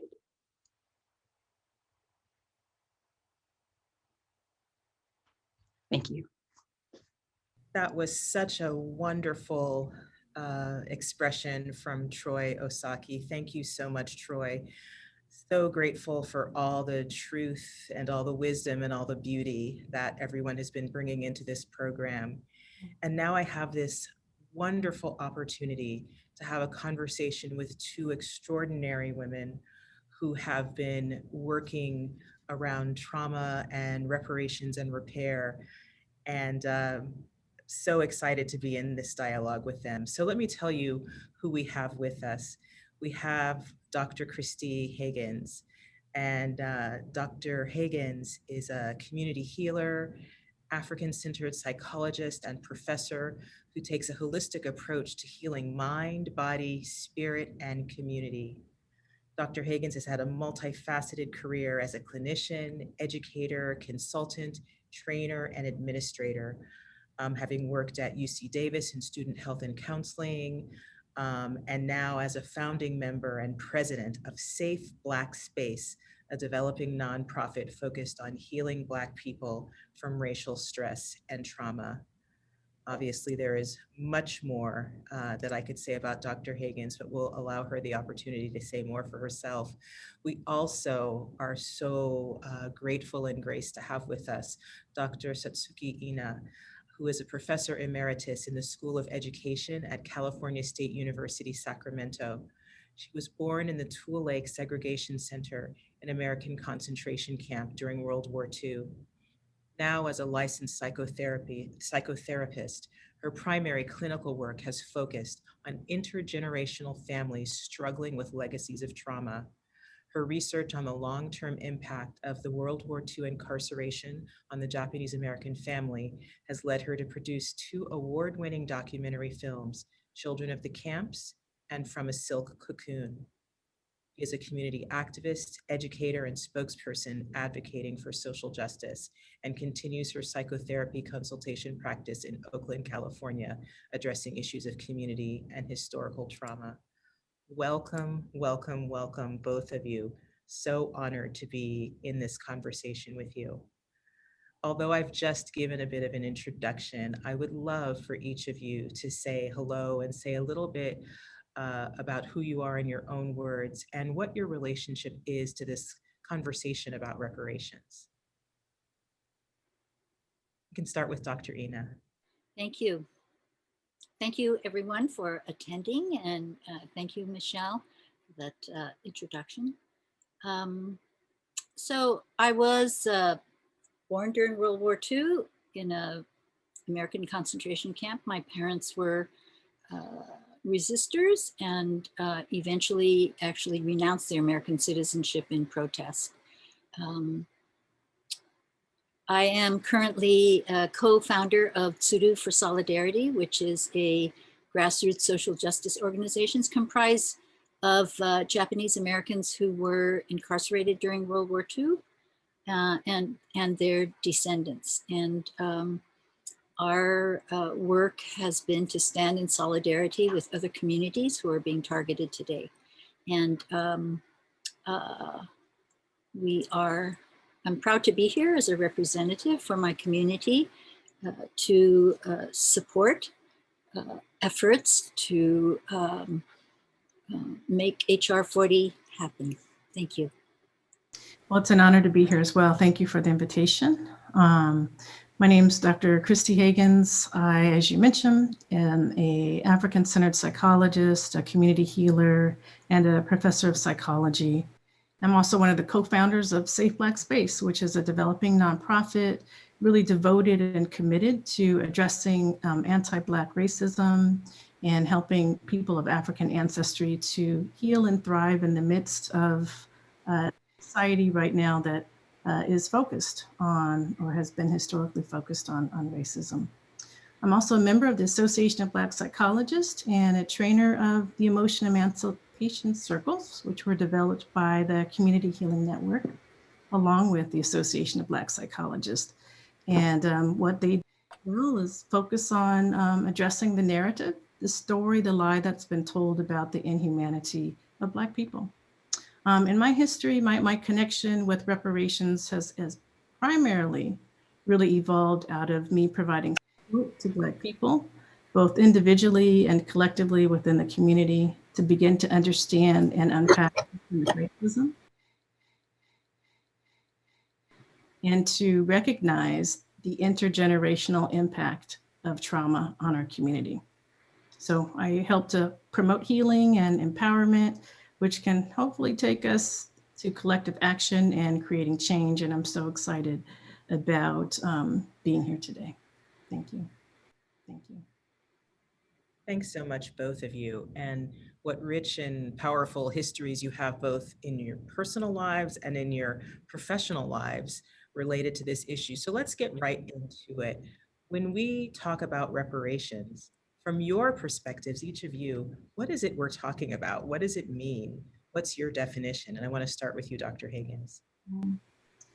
Well, I think for me, what it represents broadly is about attending to the historical wrongs, the abuse, the history, the harm that has really impacted Black people for generations, for hundreds and hundreds of years, by no fault of our own. So recognizing the impact of the legacy of enslavement, that it still exists today as a result of things that were done to us. And so reparations is really about repairing that harm, about correcting those historical wrongs, and realizing that they still exist in contemporary times right now when we think about structural and institutional racism. So it is around looking at different opportunities and ways to address that. I think that racism trauma is a destructive and dehumanizing force that fractures the self, family, and communities. And so reparation for me is a lot about healing. And the healing can take many forms. It is to either demand or actions taken by the perpetrator to restore the victim's humanity. And there are many ways to do that, and I think we'll address that further, but to be able to institutionally cleanse our country by examining, reporting truth, redefining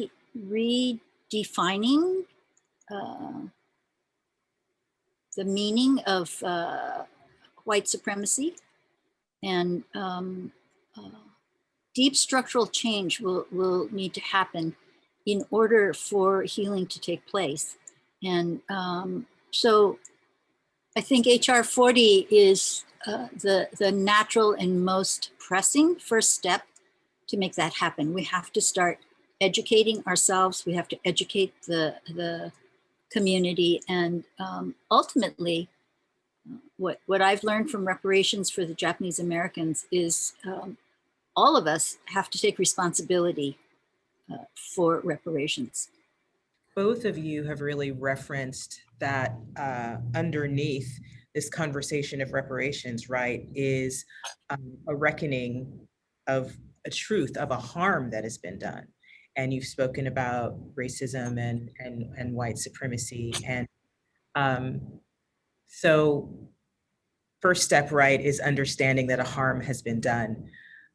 So then you've touched on this a little bit, but what forms can a repair take? What are the many things that could mean? Because I think people get hung up on the idea of money or of certain things, right? But I imagine there's so many things that could mean. So maybe Dr. Ina, you could start this time. Well, I'll start with a quick story. When my mother got her reparations check, I went to go visit her in San Francisco, and her desk was piled with papers. And I said, well, where's the check? I want to see the money. And she said, it's over there somewhere in this pile. But when I walked to her desk, on the wall was framed the apology from President Reagan. And I said, what does this mean for you? And she said, I feel like I finally got my face back. And for her, she's not a rich woman, or, she lived a very, conservative, financially conservative life, but it was the loss of dignity, the loss of her humanity that had been like a ghost hovering over her and her descendants. So to have the apology didn't make a huge difference in her, physical life, but she felt that she had gotten her honor back.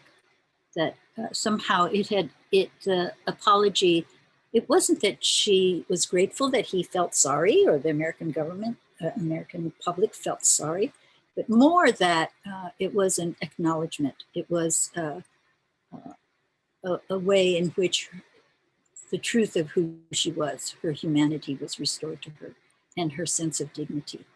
So I think the many forms that reparations can take is to educate and correct the narrative about American history, and particularly for the Japanese Americans. Once redress was passed, the truth of the story came pouring out.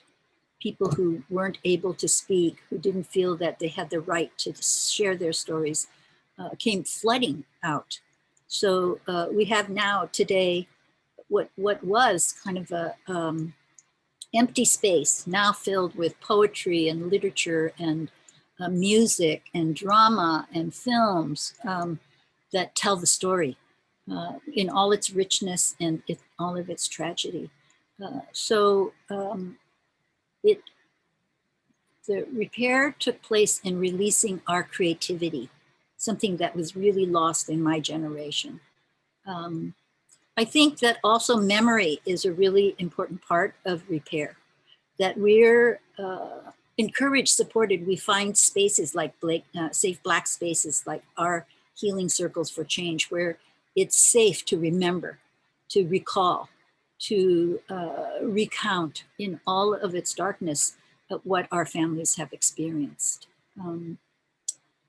I think that there are many ways, but the other way is I think that we need a massive restructuring of our institutions.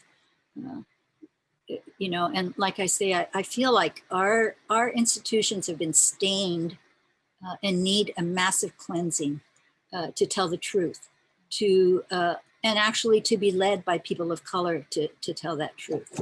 So that means schools, that means religious organizations, it means social organizations, it means government that will require that we stand shoulder to shoulder with each other, not stepping on communities of color's backs. I just had like this actual like physical, emotional reaction when you talked about the healing that came from acknowledgement. And I think in the Black community, there is often such a lack of acknowledgement of not only what people endured hundreds of years ago, but what has continued to build upon that. And so Dr. Higgins, I want to turn to you and also invite you to speak to what you think repair could mean for the Black community and what forms you think it could also take. Sure, yeah, thank you for that. And thank you, Dr. Ina, just for sharing the story of your mother and your family and your community's experiences. It's so powerful to be able to give voice to what people experienced back in the day, but as well as currently, right? Kind of the day-to-day trauma and experiences that Black people in particular experience as it relates to being Black. And I want to use the analogy I heard someone refer to that I think is really helpful to consider when we think about reparations. And that is, when we think about if someone were to, using an analogy of a physical injury, right? If someone were to have been stabbed multiple times, they have a severe injury as a result, they would go to a hospital to get treatment, to get healing, to get a sense of repair of what that injury has been about, right? And there'd be a number of specialist providers, treatments that would be provided in order to help that person heal, right? There might be a surgeon to help repair ligaments if they have to go into surgery, or a nurse that would attend to their needs while they were in the hospital, a pharmacist who would make sure that they have the medication that they need, a psychologist that would be available to address the trauma of being stabbed multiple times. And so I want to use that as an analogy for what reparations might look like, mean, and could be for Black people. It's around understanding whatever that quote unquote hospital or hospitals might need to support the experiences of Black people and the historical legacy of enslavement. So again, if we think of disparities that have existed and persisted for us, we see that Black people are often at the bottom of every single one, when it comes to education, or when it comes to the wealth gap, to health disparities, and so on, right? And so that means the approach that we take to reparations needs to be multi-level and multifaceted. So it can look like a number of different things, and a number of things have been proposed. And again, I think HR 40 will do an amazing job, as it will open up opportunities to continue to explore this. But it could be land transference, right? When we think of, again, 40 acres and a mule, we didn't get those 40 acres. The promises that were made were revoked. And so it could be land transference. It could look at housing opportunities, direct restitution in terms of financial needs, that financial means, right, that might go to individuals or the community as a whole. It could involve scholarships and jobs, tax cuts perhaps, but also this idea of addressing the trauma explicitly and allowing the community and the larger society and institution of the government to recognize what has happened and what continues to happen. Thank you for that. And, you know, as we just think of this long line from the past to now and into the future, and talking about reparations for things that happened in the past, but we're also very well aware that there are repercussions even now. And I'm thinking about recent events that have impacted the Asian and Asian American community related to the rise in anti-Asian hate crimes under COVID, and then the horrible shooting event in Atlanta. I'm thinking about so many stories of Black men, Black women being killed by police. And last summer, George Floyd and Breonna Taylor, and the justice that hasn't yet come following those. And so I'm just wondering from both of you, like, how do you factor in recent events into this conversation? How does this all fit together for you? And Dr. Higgins, if you want to begin, that would be great. Much going on right now in our world, and I do want to especially honor what happened in Atlanta and the very current issue that is present in our lives. And I also want to acknowledge the ongoing, as you named, some of the more recent issues around Black people being killed. The actual anniversary of Breonna Taylor's killing was just a few weeks ago, right? George Floyd and kind of the current case and all of that is happening right now, right? Stephon Clark out of Sacramento, in terms of that spurred the work of Safe Black Space, the anniversary of his being killed was couple weeks ago. And so there are triggers that happen, of course, when when lives are lost as a result of whether it's police brutality or other, means or methods of people being killed because of their Blackness. And there's ways that we get triggered by the media, by social feeds that come up. And so it makes it very real day to day for Black people to at times fear for their life, for their safety, for their children, for their families. And so it's not as though this is anything that goes away. But what can happen is this sense of PTSD, not only in terms of traditional post-traumatic stress disorder, but post-traumatic slavery disorder, but realizing that it's not post, there's nothing that it's not over, the trauma continues. And so it's a challenging time.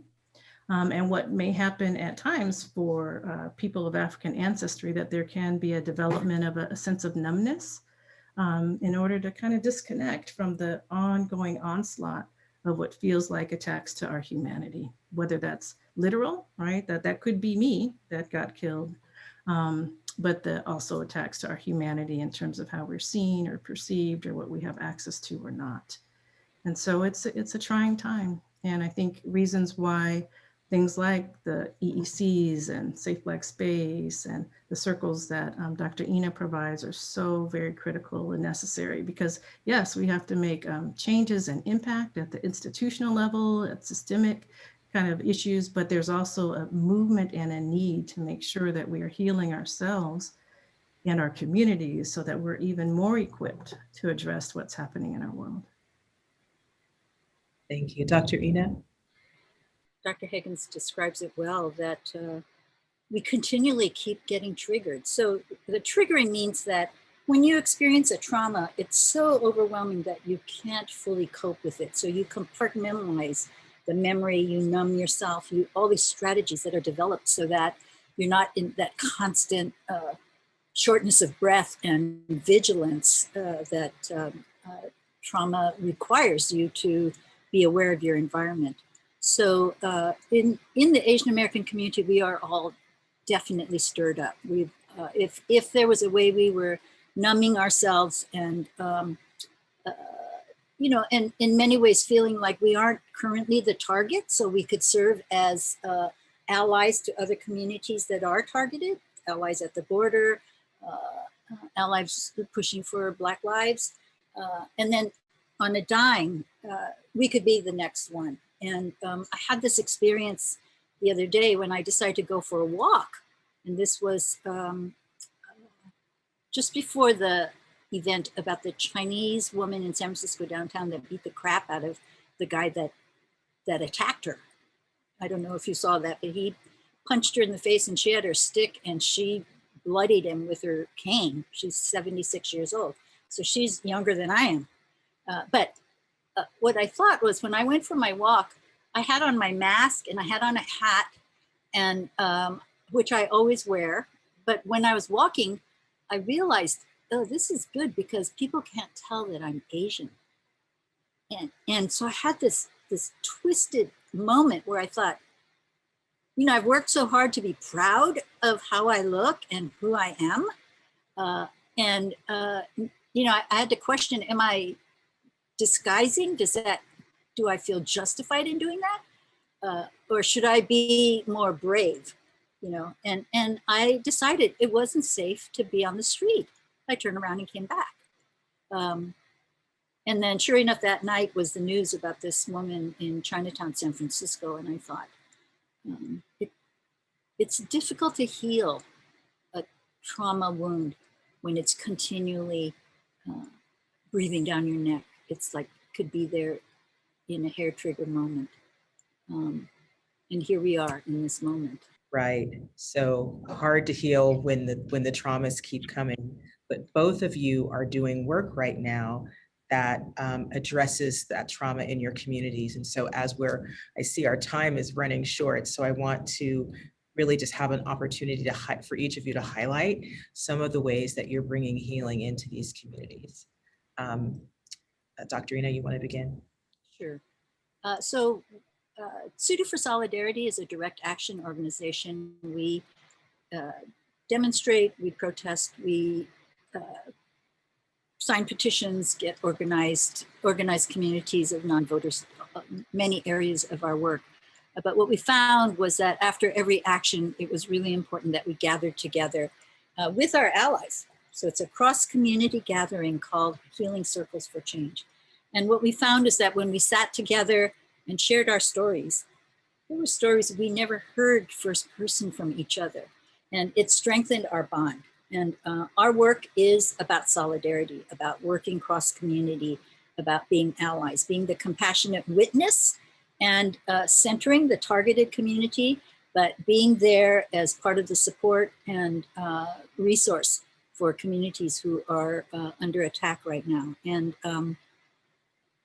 so we have, right now we have 50 trained facilitators. We've been asked just this week to provide healing circles for change in many Asian American communities across the country right now. Yeah, that's the work we're doing, and we're really glad to be able to provide that. I'm so glad that work is happening. I want to make sure to spend a little bit of time talking specifically about some of the work of Safe Black Space Community Healing Circles. I'm one of the co-founders of these circles, which really began, as I mentioned, about 3 years ago, after the killing of Stephon Clark here in Sacramento, which is where I live. And they emerged as well out of, I mentioned the work of the Community Healing Network and the Association of Black Psychologists and the Emotional Emancipation Circles. And Safe Black Space is a kind of a unique adaptation of some of the racial trauma healing toolkit that I and others had helped put together a few years ago.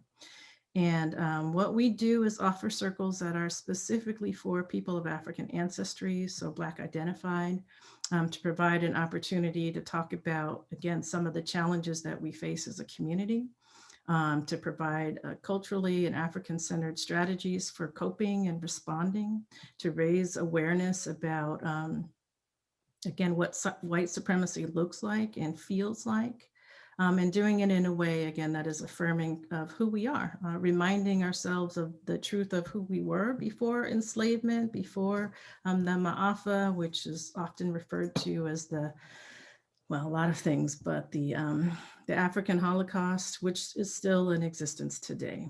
And so one of my mentors, colleagues, Dr. Sheila Jackson, the current president of ABSI, gave me this analogy that I just love to use, which is around, sometimes people give pushback, like, why do you need circles just for Black people? And shouldn't other people be able to be involved? And then the answer is no, because when we think about trauma, and the example is if a woman was seeking help and support for a trauma that she experienced because she had been sexually assaulted or abused or raped by a man, we would not ask that woman to be in a group setting and have men be a part of that experience, right? To be re-traumatized by the traumatizer. And so part of what we do in Safe Black Space is, again, limit our membership, our participation to people who identify as Black. And our tagline is home, healing, and hope. So with this idea of how do we create this healthy Black family, right, that can begin to reconnect with the truth of who we are, to build up our own internal and collective resources so we can go back into a world right now which does not value who we are. And so I'm really proud of what we're doing. We've got about 25 volunteers, and in addition to our healing circles, are kind of expanding what we do, putting the word out, offering interactive webinars. And there's so much work to be done. Feels like this healing work that both of you have talked about is another form of repair, right? And if we could be more intentional and affirmative about creating those spaces where people can get that support for their healing, that would be an amazing thing that we could do, right? Chance for a last word. I mean, this is about HR 40, this is about reparations. What do you want to say to the people about that as we to wrap up? Final words. Brief parting shot. Dr. Higgins, I see you, so why don't you go ahead, see you smiling. I'm sure you wanted to close first. So I think this has been very well said throughout this conversation, but recognizing the impact of white supremacy, being able to call it for what it is, to recognize it, and understand the impact is very real for all communities of color. And so stop denying it, interrupt the bias and the racism directly when and where you see it, and help to create change. So if people are concerned or don't understand what reparations are, why this is needed, do your research, right? Be open to learning. And I encourage folks to ask their Congress members to sponsor and to support HR 40. That will create, I think, openings and change and transformation, which is so sorely needed. Thank you so much. Dr. Ina? Yeah, I want to echo what Susan Hayasa said in the earlier panel. Japanese American redress and reparation that took place in 1988 was a rare experience. We're the only community that ever received redress and reparations. And it was just a chip in a huge, gigantic boulder of oppression and racism. And what we need today is unity. And what we learned from the Japanese American experience is a small part of what we can contribute to the knowledge that HR 40 will explore and extend. And I think the Japanese American community, many of us, want to put forth all our effort to support HR 40, to work with you together, to make it happen, because it's only when we're all free that true repair will take place. So thank you for this opportunity, and thank you, Dr. Higgins. Yeah, thank you. Thank you so much, both of you. Just so grateful for your brilliant and passionate spirits and work. And thank you so much for joining this panel. Thank you. I'm so grateful to have been able to have that amazing conversation with Dr. Higgins and Dr. Ina. And now we get to hear from another really amazing advocate. Congresswoman Sheila Jackson Lee is an influential and forceful voice in Washington, D.C. She's serving her 11th term as a member of the United States House of Representatives. She represents the 18th Congressional District of Texas, centered in Houston, which is the energy capital of the world. She is dedicated to upholding the constitutional rights of all people.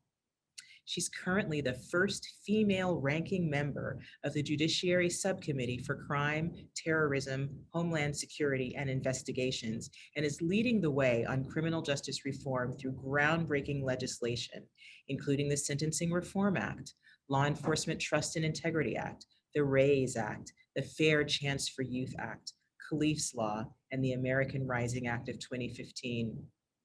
One of the things, though, about which Congresswoman Jackson Lee is so proud is being the lead sponsor on H.R. 40 and continuing to carry the torch of the late Congressman John Conyers on the quest for reparations for African American people. Please hear from Congresswoman Sheila Jackson Lee. What a significant moment in history, this outstanding forum of Japanese Americans and African Americans pushing the movement for reparations and H.R. 40. Thank you so very much for this significant Seattle forum. Thank you to the ACLU and all of your leadership for joining us in the last 2 years of making a significant contribution to moving H.R. 40 forward.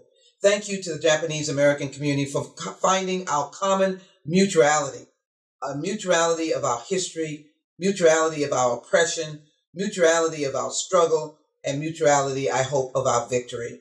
Thank you for participating. And those who joined us in testimony on the H.R. 40 hearing, thank you again for providing such insightful testimony. And as well, thank you to Secretary Norma Mineta, who has been a strong advocate for pushing this legislation. It was in 1942, Executive Order 960, that President Franklin Delano Roosevelt caused the internment of 120,000 Japanese Americans. No, it was not for security reasons. There was not one iota of information that suggested these hardworking families should be snatched away from their homes, their children wondering what had mom and dad done, their wealth taken away from them. They were denied their dignity in this country. Yes, they were denied their dignity. But I can give you the answer. It was nothing but racism and xenophobia. We have faced it, and we must face it again in this country. I'm reminded of the tragedy of the last couple of days when 8 precious souls were killed by a 21-year-old white man who indicated that he had some issue that he had to address, and unfortunately, a law enforcement officer said he had a bad day. Just be reminded, 1, 2, 3, 4, 5, 6, 7, 8, and 6 of those killed were Asian American women. Women who suffered the oppression from the early stages when the Chinese Exclusion Act was passed in the 1880s to ensure that Chinese and others could not come to this country. Even though we know Japanese Americans have been here for decades, they still face the horrors of discrimination and the rise in attacks on Asian Americans. Those 6 women who were killed in Atlanta symbolize the increasing rage that has occurred against Asian Americans from wherever their heritage has been. They've been attacked for the ugliness of being part of the COVID-19 virus.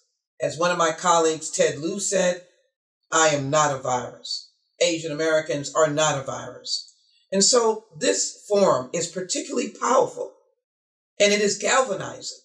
And I view it as a call to action because we are so much intertwined with our history. Thank you for supporting H.R. 40, the Commission to Study and Develop Reparation Proposals.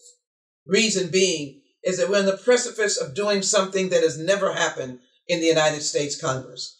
Thank you for the over 300 letters sent by the Japanese American community to support this legislation. because you understand what reconciliation, repair, and restoration is, repairing what occurred. African Americans, slaves that they were in bondage for over 200 years. They were not given the constitutional or the Declaration of Freedom until 1863. Those west of the Mississippi, Texas, where I'm from, were given the word in 1865, now called Juneteenth, when Captain General Granger came to the shores of Galveston and said that those who had remained enslaved for 2 extra years could be free. Nothing was ever provided for those 200 years. Those 200 years plus, those slaves gave America her wealth, built the Wall Street banks, made cotton king, provided the impetus of the transatlantic slave trade, which again was a moneymaker for America. Slavery was the pronouncement of this government. It was sanctioned by the Constitution. When slaves were not made a whole person, did not get the dignity of citizenship in this country. And of course, it was further confirmed by all kinds of laws in those colonies, and yes, in the South. Slavery was the original sin of this nation. So we understand that we must walk this path together. We must walk this journey together. We must ensure that our commitment to each other with the history of the internment of Japanese Americans never to be forgotten. As you well know, we stood with you in 1988 when the Civil Rights Act was passed to provide compensation to Japanese Americans for internment. Never enough, but the statement was made that America had done wrong, that there was no security threat, as I said, xenophobia and racism. We thank you for your strength and your fight during that time. We were proud as African Americans and the Judiciary Committee to stand with you. I was not in Congress, but I well knew of the work that had to be done to come to that point. Thank you for standing with John Conyers, the original person who introduced this legislation in 1989. When he introduced H.R. 40, the Commission to Study Reparations, we have since enhanced that to give it an action item to bring in so many different people. Those young people who understand action is what we need. It is now H.R. 40, the Commission to Study and Develop Reparation Proposals. This forum is a provocative, important statement that says that you're standing with this legislation and the concept of reparations for America to acknowledge the original sin and to move forward on this legislation that will be marked up and to go to the floor of the House, then to the United States Senate with no hesitation and signed by the President of the United States. I am challenged by your leadership. I am challenged by your spirit. Oh, I am challenged by your history and by what you have lived. I am challenged because you too experience the hatefulness of xenophobia and racism. And those Asian women who died on a cold, hard floor in Atlanta did not deserve that death, nor did the teenager who was beaten and had to go to a hospital, or a 81-year-old woman who was hit over the head and then set on fire, or that father and son that was chased in the subway and hit over the head. None of that should be what America is, nor the killing of George Floyd, nor the constant refrain of Black men losing their life, nor the long-term disparities in education and healthcare, most evidence in the high numbers of African Americans who got the sickest and died with COVID-19. So you can see this forum is a mighty and important statement going forward. For that reason, I am grateful that we had this opportunity to communicate, and I ask that we stand together for the rising sun, that we will be able to stand collectively, Japanese Americans, African Americans, and others who have been similarly situated, and sing the song that we have sung in our civil rights movement, not that we shall overcome, but that we have overcome. H.R. 40 is on the way, and our power is the power we share with each other. Thank you for your work. I told you so. What a powerful and informative and inspirational forum, topped off by the words of Congresswoman Sheila Jackson Lee. This courageous leader is on a mission. She's a warrior woman, and her mission is to cleanse the soul of America of its original sins. That is to say, the original sin of enslavement and all of those sins that were created, including the dispossession of Native Americans, towards creating a more perfect union. She's on a mission, and we want to be on that mission too. And she knows that reparatory justice by passing HR 40 is the key. HR 40 is the key. So it's time to engage. It's time to act. It's time to move beyond being an eyewitness to history. We can all be on the sidelines. Don't be an eyewitness to history. We want you to join in making history. So we invite you to join the movement to pass reparations today. Forward ever, reparations now. Thank you.